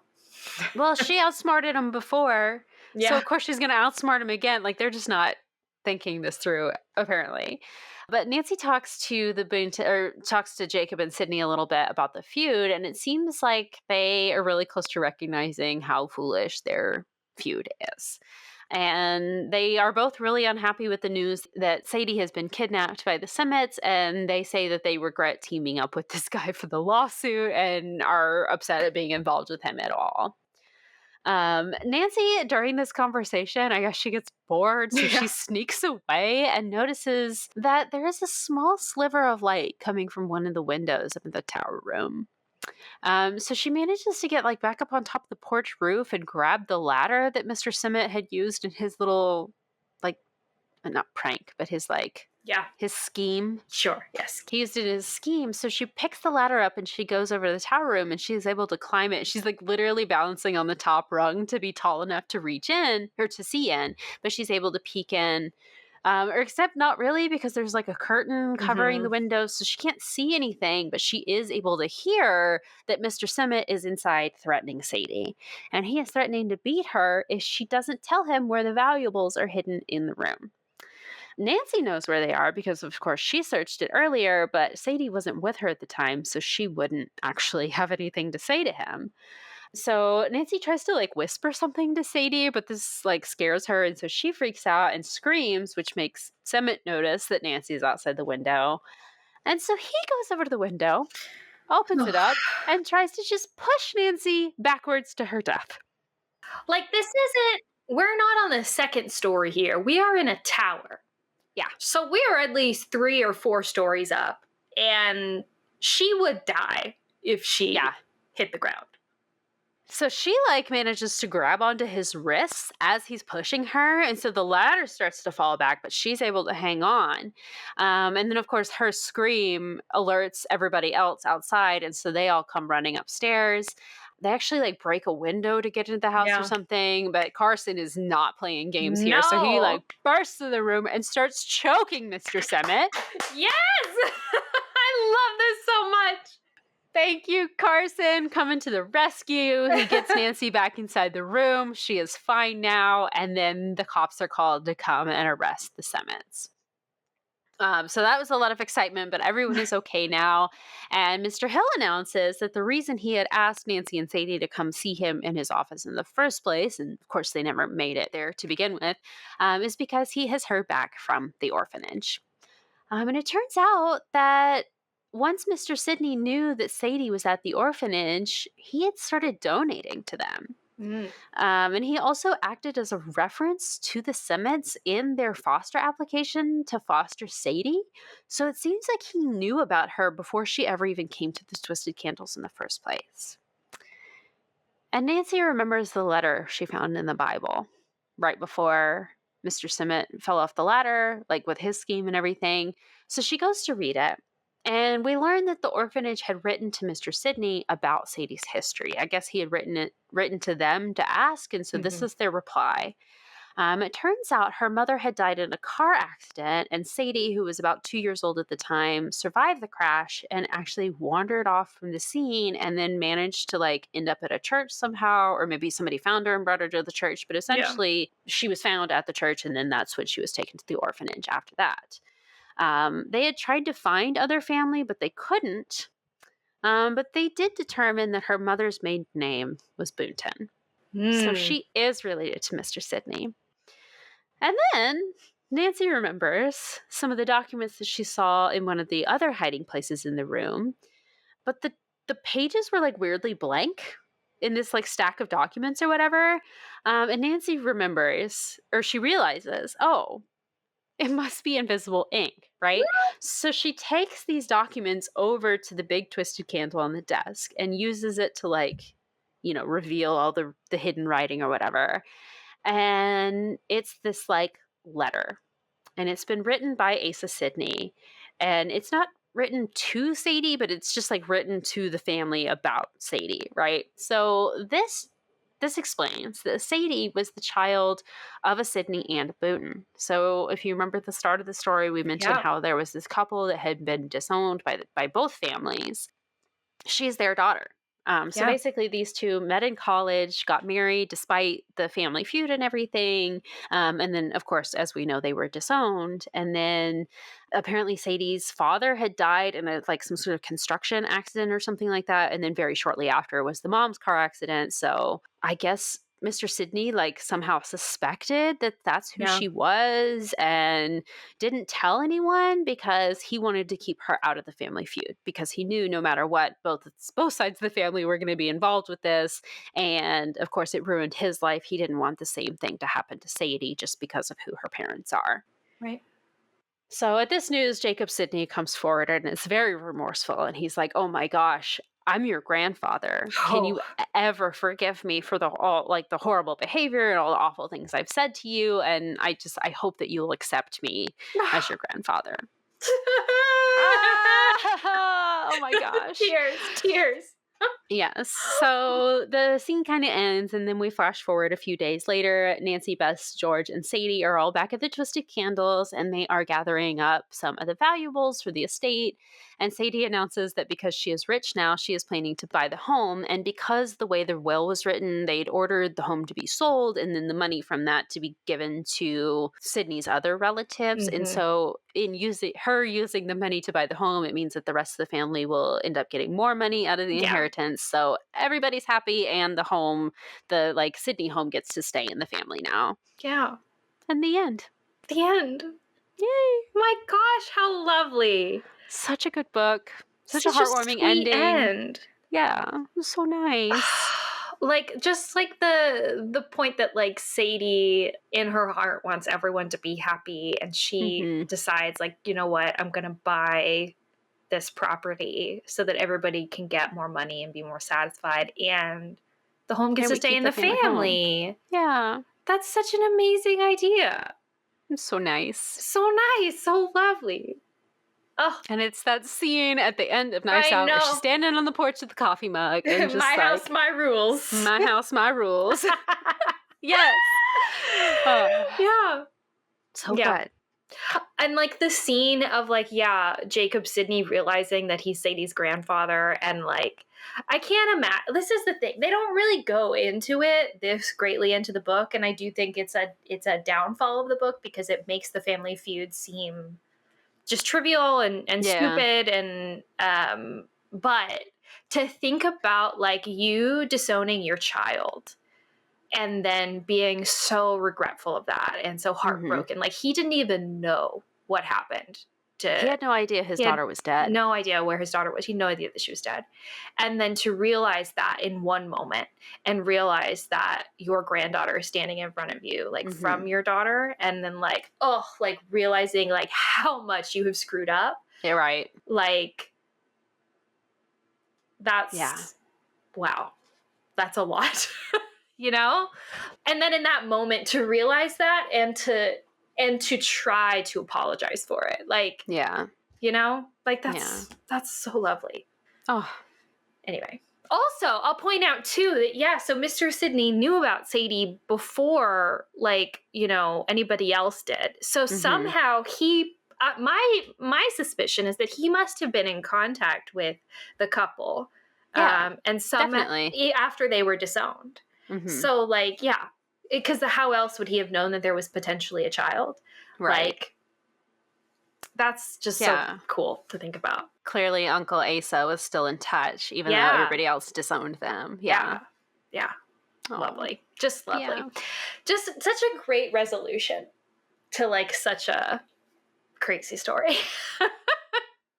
I just have a few issues with it. Yes. I think, number one, it's so different from our normal structure that it almost feels like at some points I'm like, what is the mystery exactly? You know, I kept asking myself that because there's such a strong trend of like these two separate mysteries, and there's always like Nancy's trying to answer a specific question of like, who's making these weird sounds in the house, or where did this thing go that we're looking for? But it's like, it's not like Nancy sets out from the beginning of like, I need to find out who your parents are, even though that's something that she kind of mentions that she wants to look into. Right. It's not like she's like, this is the point of the book, is to find out the parentage. It's not, okay, let me find out the history of Mr. Sidney's family, because we do that pretty quickly at the beginning.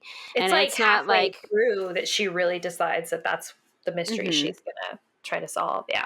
And it's not the Semmets thing, because she establishes pretty early on that like, I think they might be stealing, and then she sees them stealing. So it's like the whole like central point of it keeps changing as the book goes on, which is like keeps it exciting, which I absolutely loved, but it just was a little confusing to me. Not confusing, but it threw me off because I was expecting it to be like, this is the thing that we're trying to discover. We're trying to uncover these things.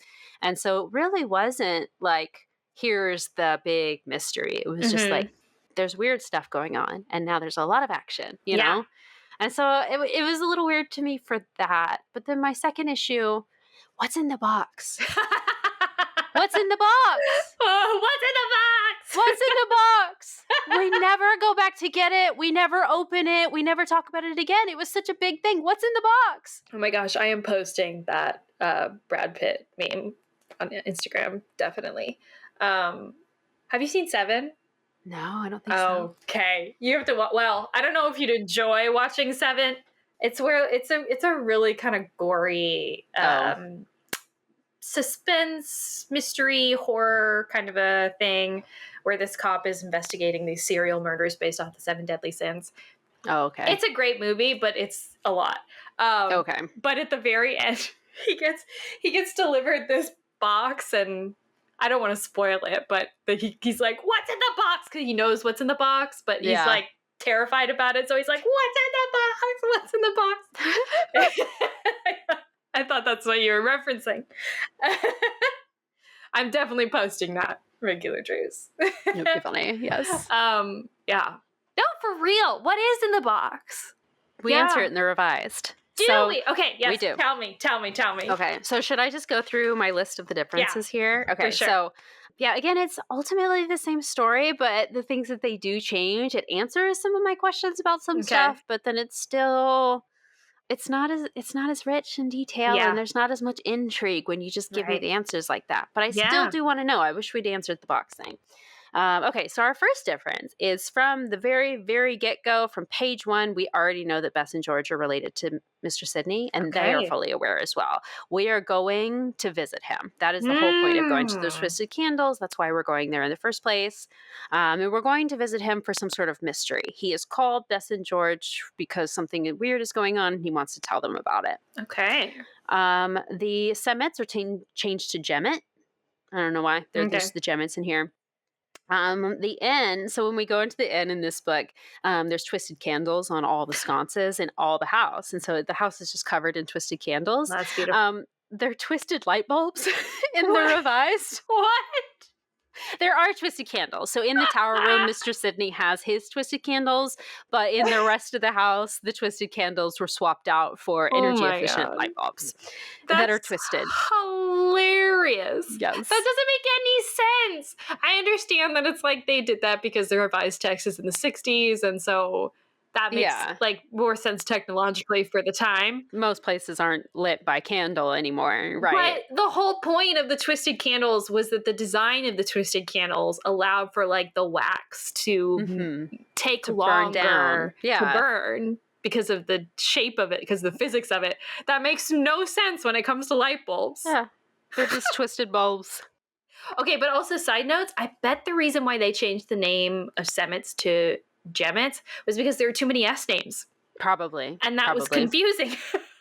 Well, and then Sadie is Carol in the revised. That's gotta be why they did it. Because they're like Sadie and Sydney. Sadie. I keep mixing that up. Who's who? Yeah. And then when he's doing the burying the box and everything, Nancy just like immediately goes and confronts him, and he just immediately admits it and is like, yeah, I stole it. Boring. And we do open the box right away. It is some silver and some valuable papers inside. So this is like a bunch of bonds, and it's the deed to the house as well, I believe, is what's inside the box. And weird stuff is going on. So Asa actually asked Nancy to investigate what's been going on with things going missing from his house, because he believes he is being stolen from, but just can't prove that it's the Gemmets, Semets, whoever. And then... let's see. So Nancy and Carol are both appointed to do this like searching or whatever for missing objects in the house. And they're literally searching for the sign of the twisted candle, because all of Ace's secret compartments in the house are marked with a image of a twisted candle. He's like carved it into the wood on all these things. So his box even has like a carved twisted candle on the cover. So she's literally looking for the sign of the twisted candles. They spend like a good amount of time in the house, like going through and finding all these secret compartments, and they find a bunch of fun stuff. And so there's like just this really long portion of the book that's just Nancy finding secret compartments. She finds this like music box behind a secret door in the house. So there are some like secret passageways and stuff that get like added into the revised. She also finds a bunch of empty spots where some stuff has clearly already been taken, so that like adds to the evidence and everything. And then, you know how Nancy stays with Sadie in the house for like a couple nights at the beginning. Hannah comes with her. So Hannah's like a bigger part of the book. And so she's there, and she's like helping them, and she like cooks for them and all that kind of stuff. And she's giving advice, and she's just there to make sure that they're both safe and they're okay. So I really like that addition. Why not just add Hannah in there? Right. And then Asa's will ends up actually naming the orphanage. And one of his stipulations of the will and everything is that the orphanage needs to reevaluate Sadie's case or Carol's case to see whether or not the Gemmets are actually fit parents. And if not, then they need to find her new foster parents. And then it's not Mr. Hill that finds out about Asa's connection to the orphanage. It's just Carson. They cut him. I mean, Mr. Hill's still in the book, but they cut out that part where Mr. Hill's like, come to my office and I'm going to tell you about the orphanage. Carson just happens to find it. In fact, I think that's one of the reasons he went out of town for part of the book, was to go talk to the orphanage and everything. And this is when we learn that Carol was originally given the name Sadie by by the orphanage, but her parents had named her Carol. So when Mr. Sidney came to like start, he wasn't working for them, but he was like on their board of directors or whatever. Basically, he was giving a lot of money, so he was highly involved. And when she was brought in and they gave her the name Carol, he was like, no, change it. They gave her the name Sydney. He made them change it back to Carol because that's what her birth parents named her. Interesting. So he was on the board, in the revised text, he was on the board before Sadie was. He just happened to like just be working with this orphanage or something like that. I'm pretty sure. Maybe I'm mixing that up. But apparently also his daughter was named Carol, and that's why her birth parents chose the name Carol, was like to honor his dead daughter or something like that. Okay.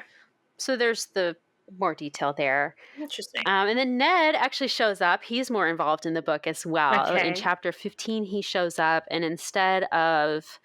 Yeah, because Nancy and Sadie go around the house looking for valuables at one point. It's actually Ned that comes. Okay. And when Mr. Jemmett is like doing the scheme with the ladder where he pretends to fall, it's Ned there with her. Oh. When this is going on, so he actually chloroforms Nancy, and then Ned like goes for help or something, and when he gets back, Nancy is gone.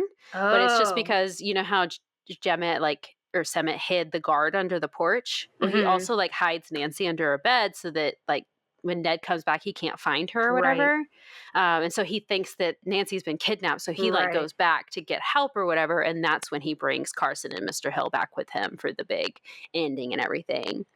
Oh, sorry. It wasn't even Jemmett that did the roof ladder stunt thing. He actually hired another guy to do that for him. Okay. And so there's this new character that's not in the original book. So he doesn't come himself that moment. Interesting. Yeah. And then as they're like on their way back to River Heights, they have to stop for gas or something. Ned and Nancy do. And they actually spot the guy that Jemmett hired to do this. So they just follow him. And he ends up going to like this boarding house where he's staying. And they find out that the Jemmetts were also staying at this boarding house, but they have just left. So they're not there right now. And so they go on this like chase to try to find him and everything.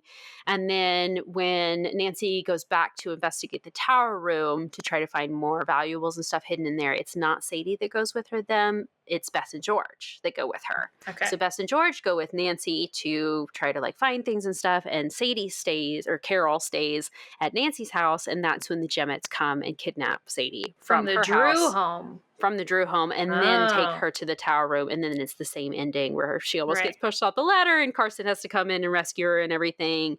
And then when they get to the letter at the end, it's not Sidney didn't write the letter to like the whole family. He wrote it specifically to Carol.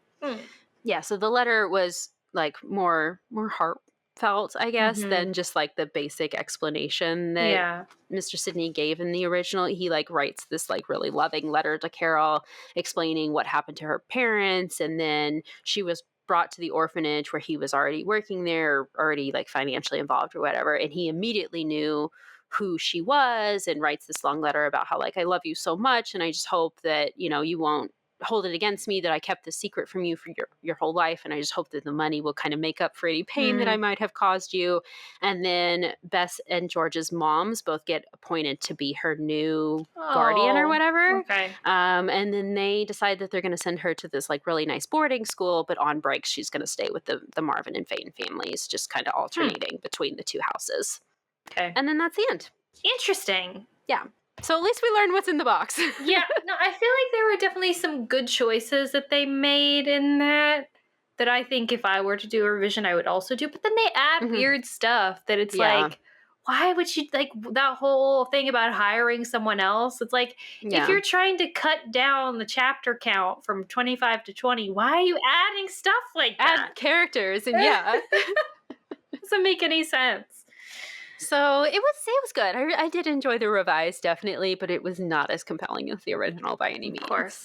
I mean, do we know why they decided in the revised versions to cut them down from 25 to 20 chapters? Like, I know we know they revised them because it was like, because the books are racist, can be racist. And so they were trying to, smudge that out of their history. But why would you cut it down from, maybe it was a publishing thing, I don't know, page count thing. It could have been, exactly. I was thinking page count, or maybe it's just a cost of production type of thing.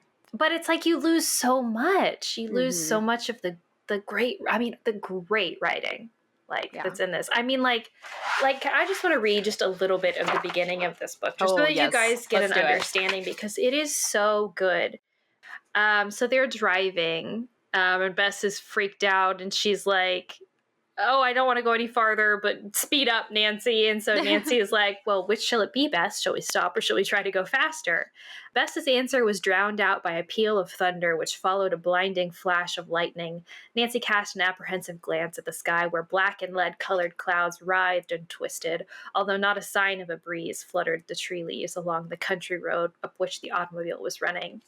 And just it's just so lovely. A peculiar yellowish tinge spread over the sky, tinting the landscape with a ghostly power. Then, without further warning, as if a gigantic bucket had been inverted overhead, the rain poured down in torrents. You just don't get that kind of stuff in the revised text. You just don't. No. I could even read that same paragraph from the revised, and it's not going to be...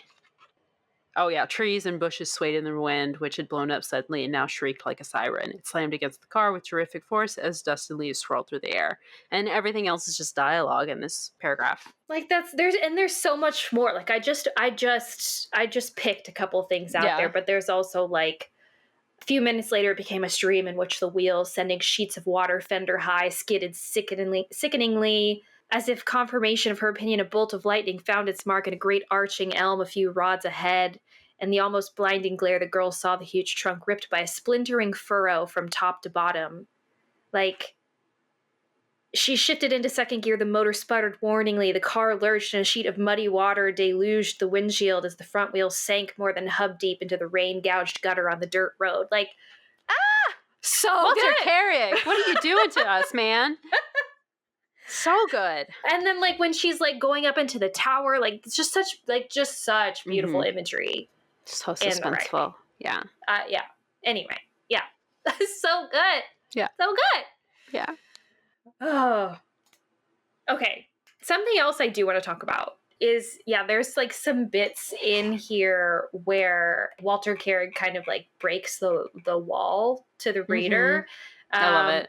I think I didn't write down what the second one was, but the first one is very close to the beginning. Let's see. They're talking about how great Nancy is, and her previous mysteries and stuff. And it says, no doubt all of us have scores of times rubbed elbows with some refugee from justice, or have figured in some unimportant incident, which actually was one link in a long chain of mystery and adventure. Few of us, though, have trained our powers of observation and deduction as Nancy had, although by studying her methods, it should not be at all impossible for any intelligent reader to learn them. Isn't that so cool? Just Very a little good. Encouragement of you're reading this so that you can be like Nancy Drew, We know you're a regular Nancy Drew. Exactly. Yes. Isn't that just so great? That's so Yes. grand. And there's another spot in the book, and I can't remember where it is, but he also kind of breaks the third or the fourth wall. But I can't remember what he says, but He spends a lot of time going into depth of her past mysteries and the next mystery she's going to do, and how much her skills play into all of these things, and how wonderful she is at solving these mysteries. Yeah. At the very end, they're talking about, Password to Larkspur Lane is next, and what a strange mystery that's going to be.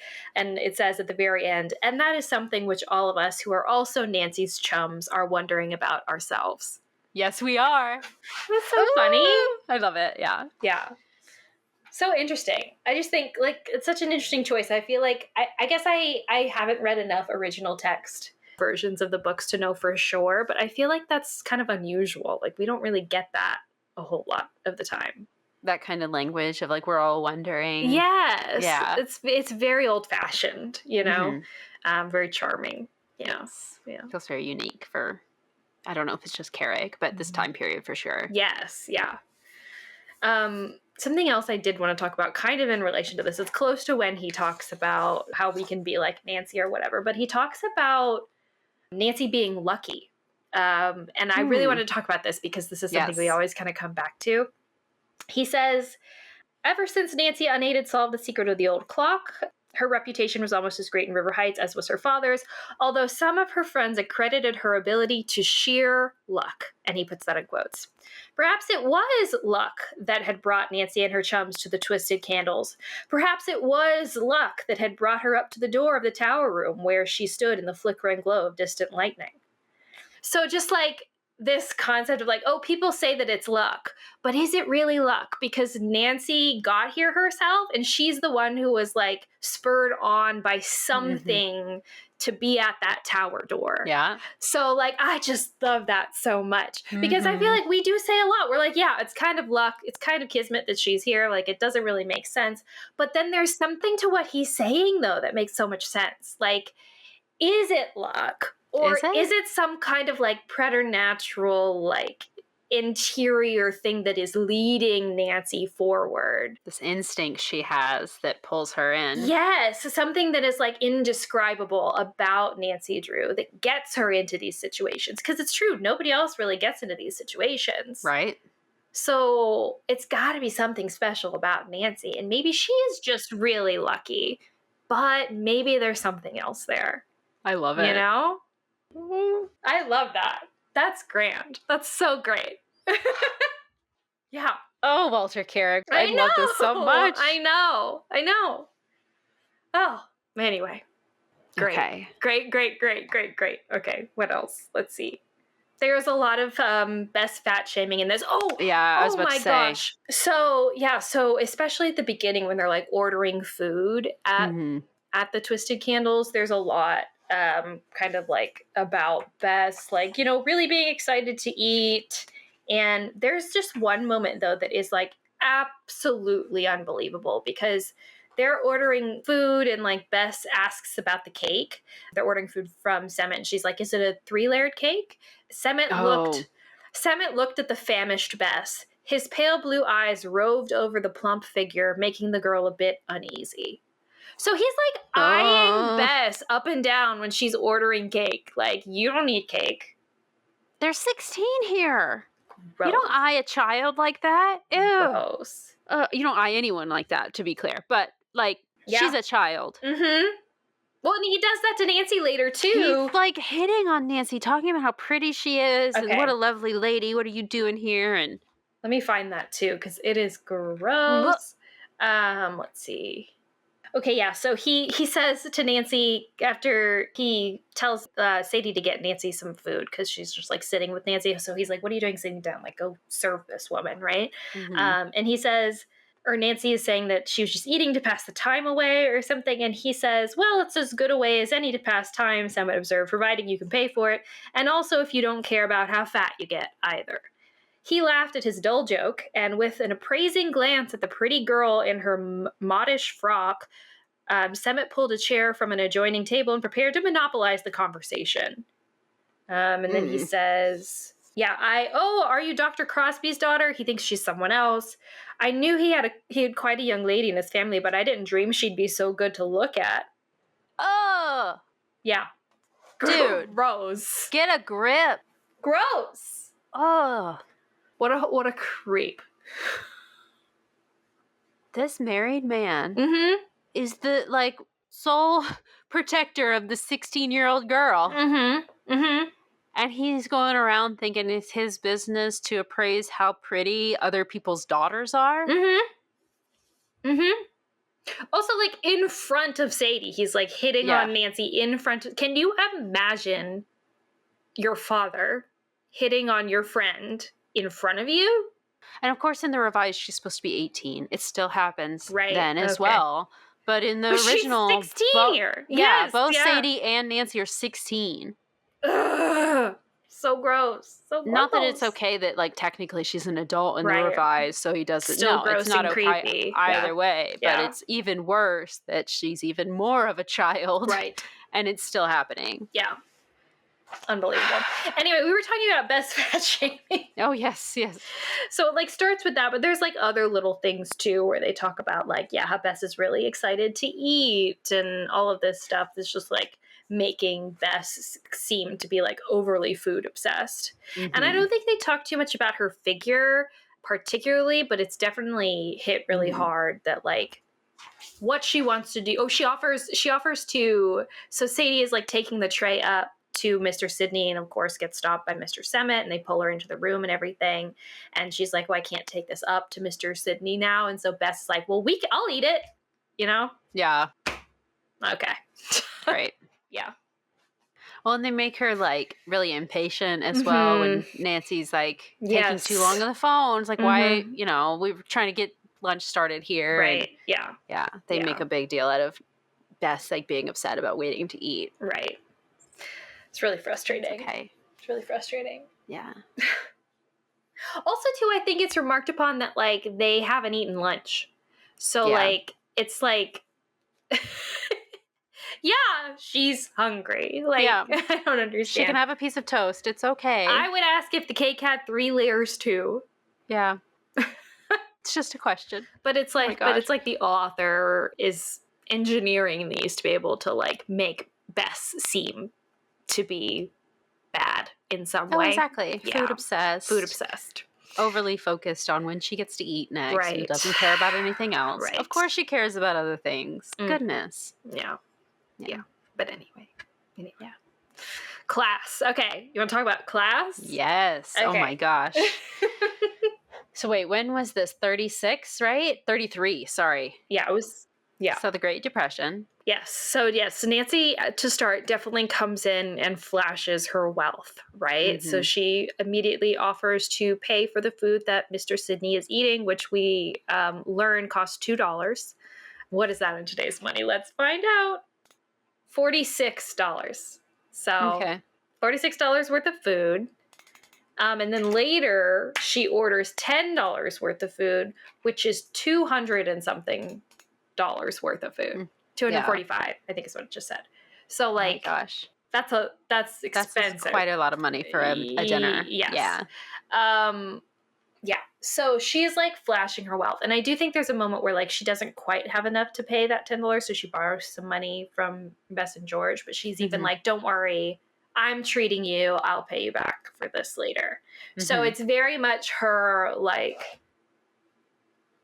having a handle even over Bess and George, like kind of like being like, no, I'm gonna pay for this. Like, and her treating Bess and George and and just like the whole situation between like her and Mr. Semmett. Like, I don't even think she's ordering off the menu. I think she's just like ordering what food that she wants. Yeah. And I think that's part of why he was so like upset. He's like, who are you? To come into my establishment and just assume that you can get whatever you want, you know? It's definitely very high-handed the way that she did it. Like, oh yeah. And it's a status thing too. It's not just like I have the money. It's don't you know who my father is? And that comes up a lot. A lot of don't you know who I am?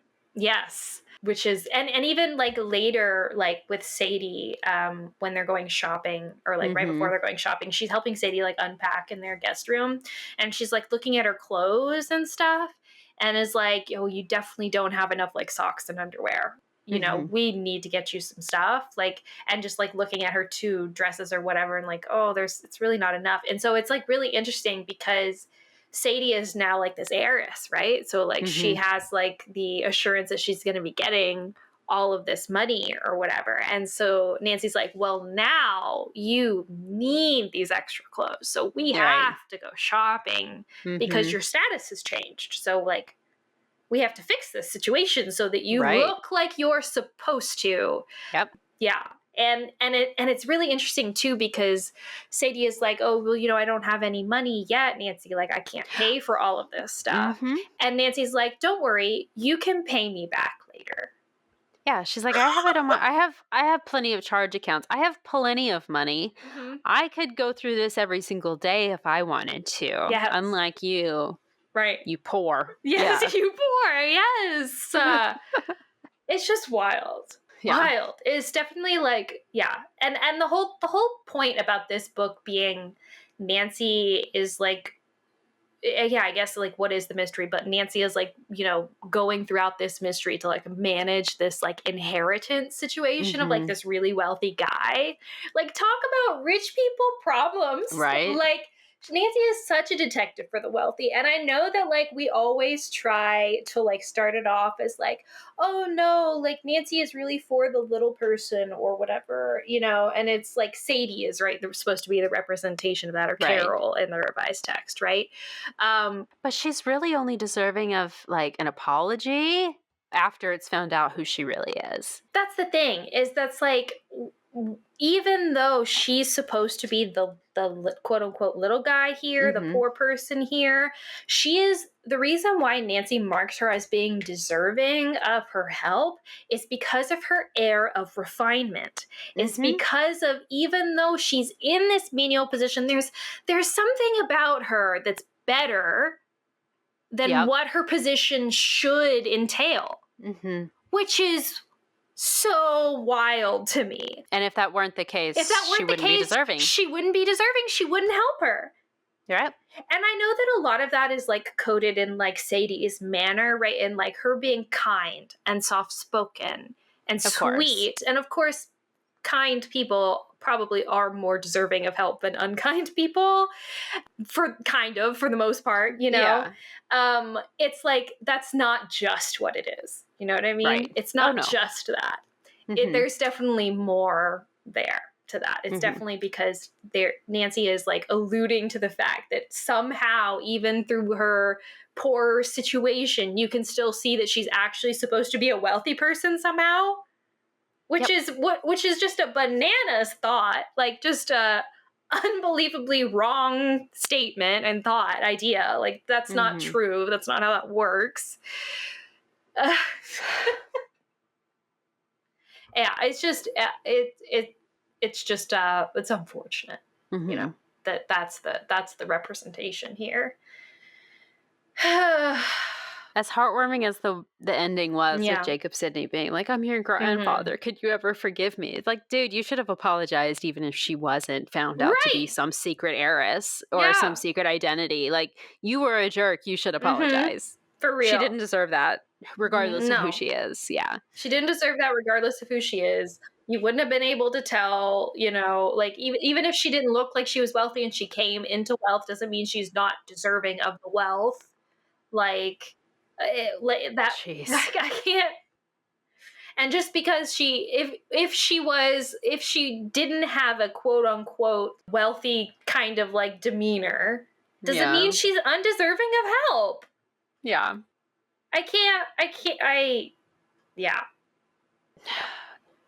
It gets a little better as the book goes on. It starts out really strongly with that. So they do kind of leave it as it goes on, but it did kind of leave a bad taste in my mouth at the very beginning. It's just like very flashy. And Nancy's not usually super flashy. No, she's usually quite, I wouldn't say thrifty, but like she doesn't like spend money frivolously. No. Although she is generous. It's very common for her to like pay for Bess and George's meals. But it's never quite so much like, it costs $10. Like, it's never quite so like in your face such as that. It's just be like, oh, let me treat you. And then they don't really talk about the money. But they talk about the money in this one. Yeah. Which is interesting. And Bess and George are, of course, heiresses in this as well. Right. They're getting money, and not an insignificant amount. It's significantly less than Sadie's getting, but not a small amount on their own. But they're not spoken about as like, oh, these poor things that now they're worthy or deserving somehow, I do think it's interesting, too, how, like, and I know that this is because of the feud in the plot, but I think it's interesting how Bess and George aren't friends with Sadie until she becomes an heiress, and how Nancy, she treats Sadie much differently before she inherits and after she inherits. I know that like it's maybe not quite, it's maybe a little subtle, but there is definitely like the pitying undertones to everything that she does with Sadie until she stands to inherit a lot of money. And then it becomes, oh, well, now you're like me. Let me show you how to be like me. Yeah. Yes. It's really interesting. Yep. Yeah. Anyway, overall, I loved it. It was great. Yes. So speaking of like the tropes from this kind of time period with the originals, I'm really surprised that Nancy didn't keep the big twisted candle at the end. Yes. You know? Just like, oh, it's like an award for solving this. You may keep the candle. He would have wanted me to have this, you know? Yes. Yeah. Yeah. Golly. Yeah, especially because the revised is like from that, because he like, hey, my nieces, Bess and George, who I already know about, I know your friend's a detective. Can I please hire her? Because I think people are stealing from me. Here's your reward for completing the job. It's the twisted candle, you know. Well, I'm surprised she didn't get the portrait of Jenny. Oh, yeah. It would have 100% been the portrait of Jenny. Yeah. Because that, by the way, was left to Sadie. Yeah. But that, like, I thought that was going to come back somehow as well with the, like, Nancy looking like this woman. I don't know. I don't know how it would have come back, but it was just, like, it's so random because that's a very common thing as well. Yeah, wait a second. Who is Jenny? The wife. Okay. Yeah, all right. Ace's wife. Yeah. Okay, I don't think that was very clear in the original text who she was. They say something about how the painting is of his late wife. Okay, all right. Yeah, weird. I don't know why Sadie would want that photo, but you think it should be of like his daughter, of like Carol, but I guess she was too young, and if they wanted Nancy for him to think that Nancy was that, this feels very obviously Whispering Statues after that, but it feels very similar to that, how the statue looks like Nancy, and it's like, okay, what is this going to come back as? Like, how is that going to play into things? But Jenny doesn't, like, she's not relevant at all, really, other than just how we learn about the feud starting. Interesting. But that's it. Interesting.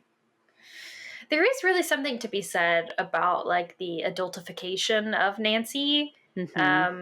The comparing her to his wife instead of his daughter, and the way Mr. Sabat hits on her, and the way that she kind of acts like a protector to Sadie, even though she's also a child. Yeah. And how like Mr. Hill is like, at first he kind of like underestimates her, but then he like basically is like, well, you actually have everything under control. I'm sorry, I doubted you. Like, which is like, I appreciate as like, yeah, she's, a 16-year-old girl, and it's nice that she's getting some recognition that she is capable of doing things. Yeah.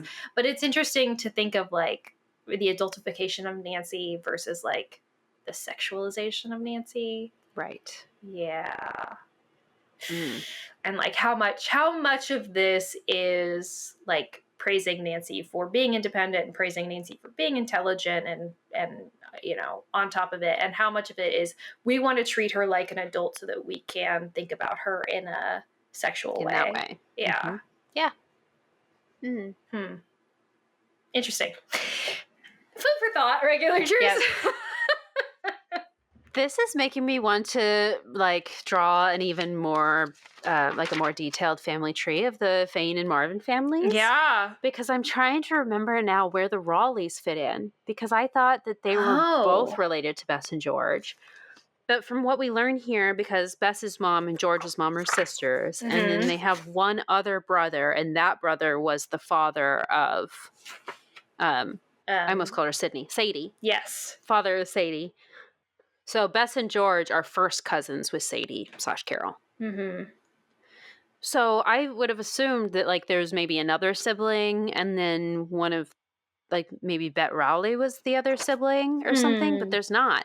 And also, Bess and George both receive inheritances like both of their mothers do. But I thought they both had brothers. Bess and George had brothers? Yeah, I thought Bess and George had siblings. Or at least I thought George had brothers. I thought George had brothers, learned that later.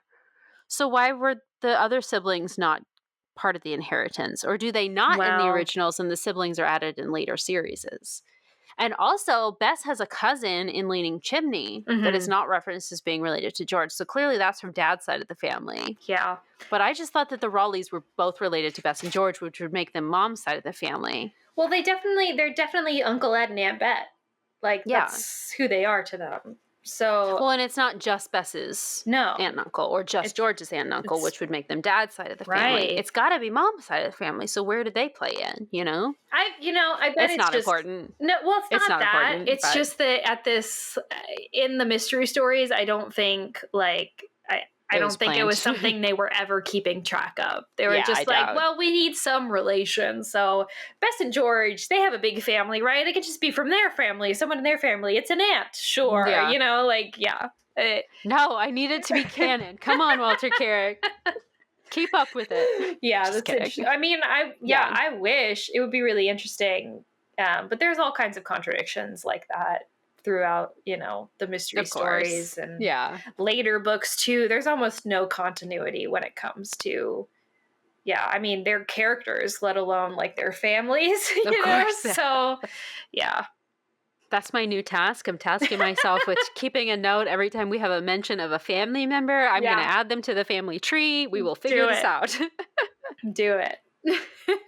Yeah, but anyway, I think that might be all I have for this one. I think that's all I have too. Yeah. That was the sign of the Twisted Candles, everybody. It sure was. And boy, was it amazing. It was really good. Okay. Flashlight score. Oh, I have to give it a 5. Yeah.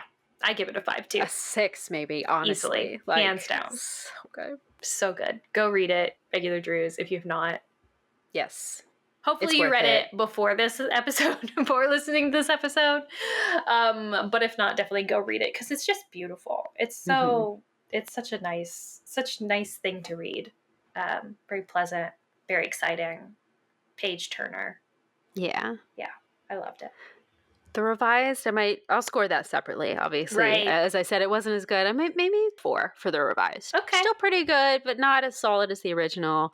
I definitely recommend the original over the revised, but it's worth reading both because, like I said, some of your questions get answered in the course of reading them. But true. Was it Angela who recommended this to us, who said it was her favorite? Yes, it was Angela. Angela from our Patreon. Thank you, Angela. You said the Sign of the Twisted Candles was your favorite. The original text version was your favorite. And so that is definitely why we chose this one. So thank you for that recommendation. Yes, thank you so much. Speaking of fans, I did want to reach or just give a quick shout out to Dawn, who sent us an email a little while ago.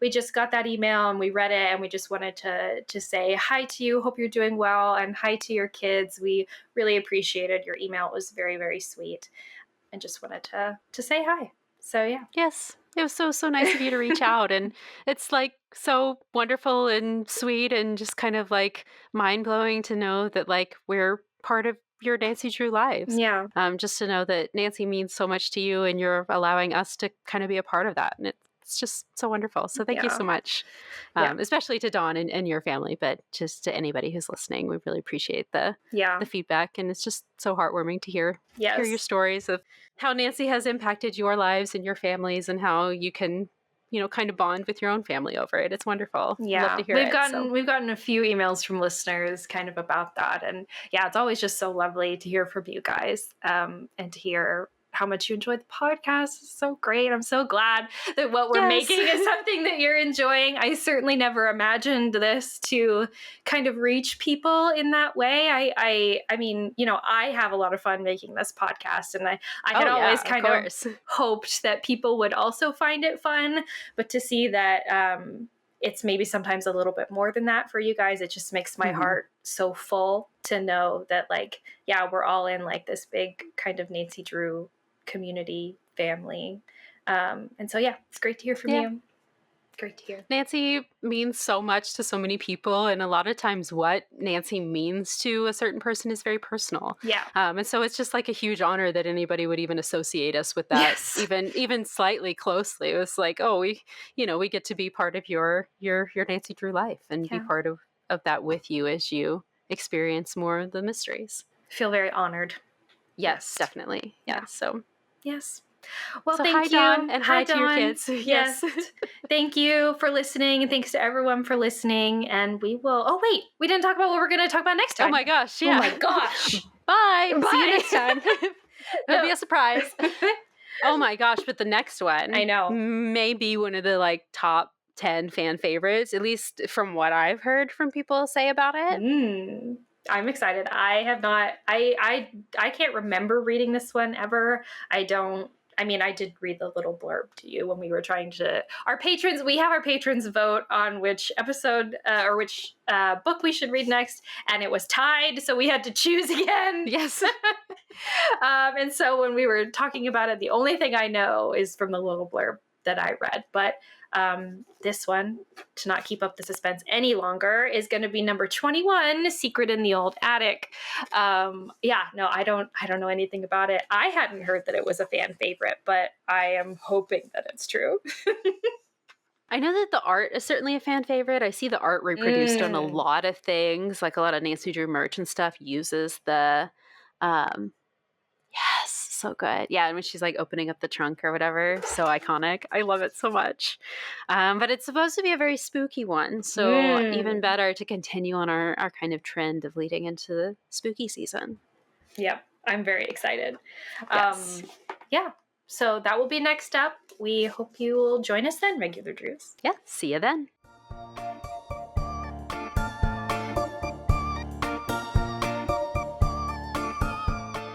Thank you for listening to Regular Nancy Drew. Email us at regularnancydrew@gmail.com. If you like this episode, make sure to rate, review, and subscribe. You can also follow us on Instagram at Regular Nancy Drew and Twitter at RegularND. You can also support us on Patreon. Patrons at the $3 level vote on upcoming episode topics and get exclusive access to our Scoop Sesh series. And all patrons receive early access to each episode as well as weekly bonus content. And to all you regular Drews out there, thanks for listening.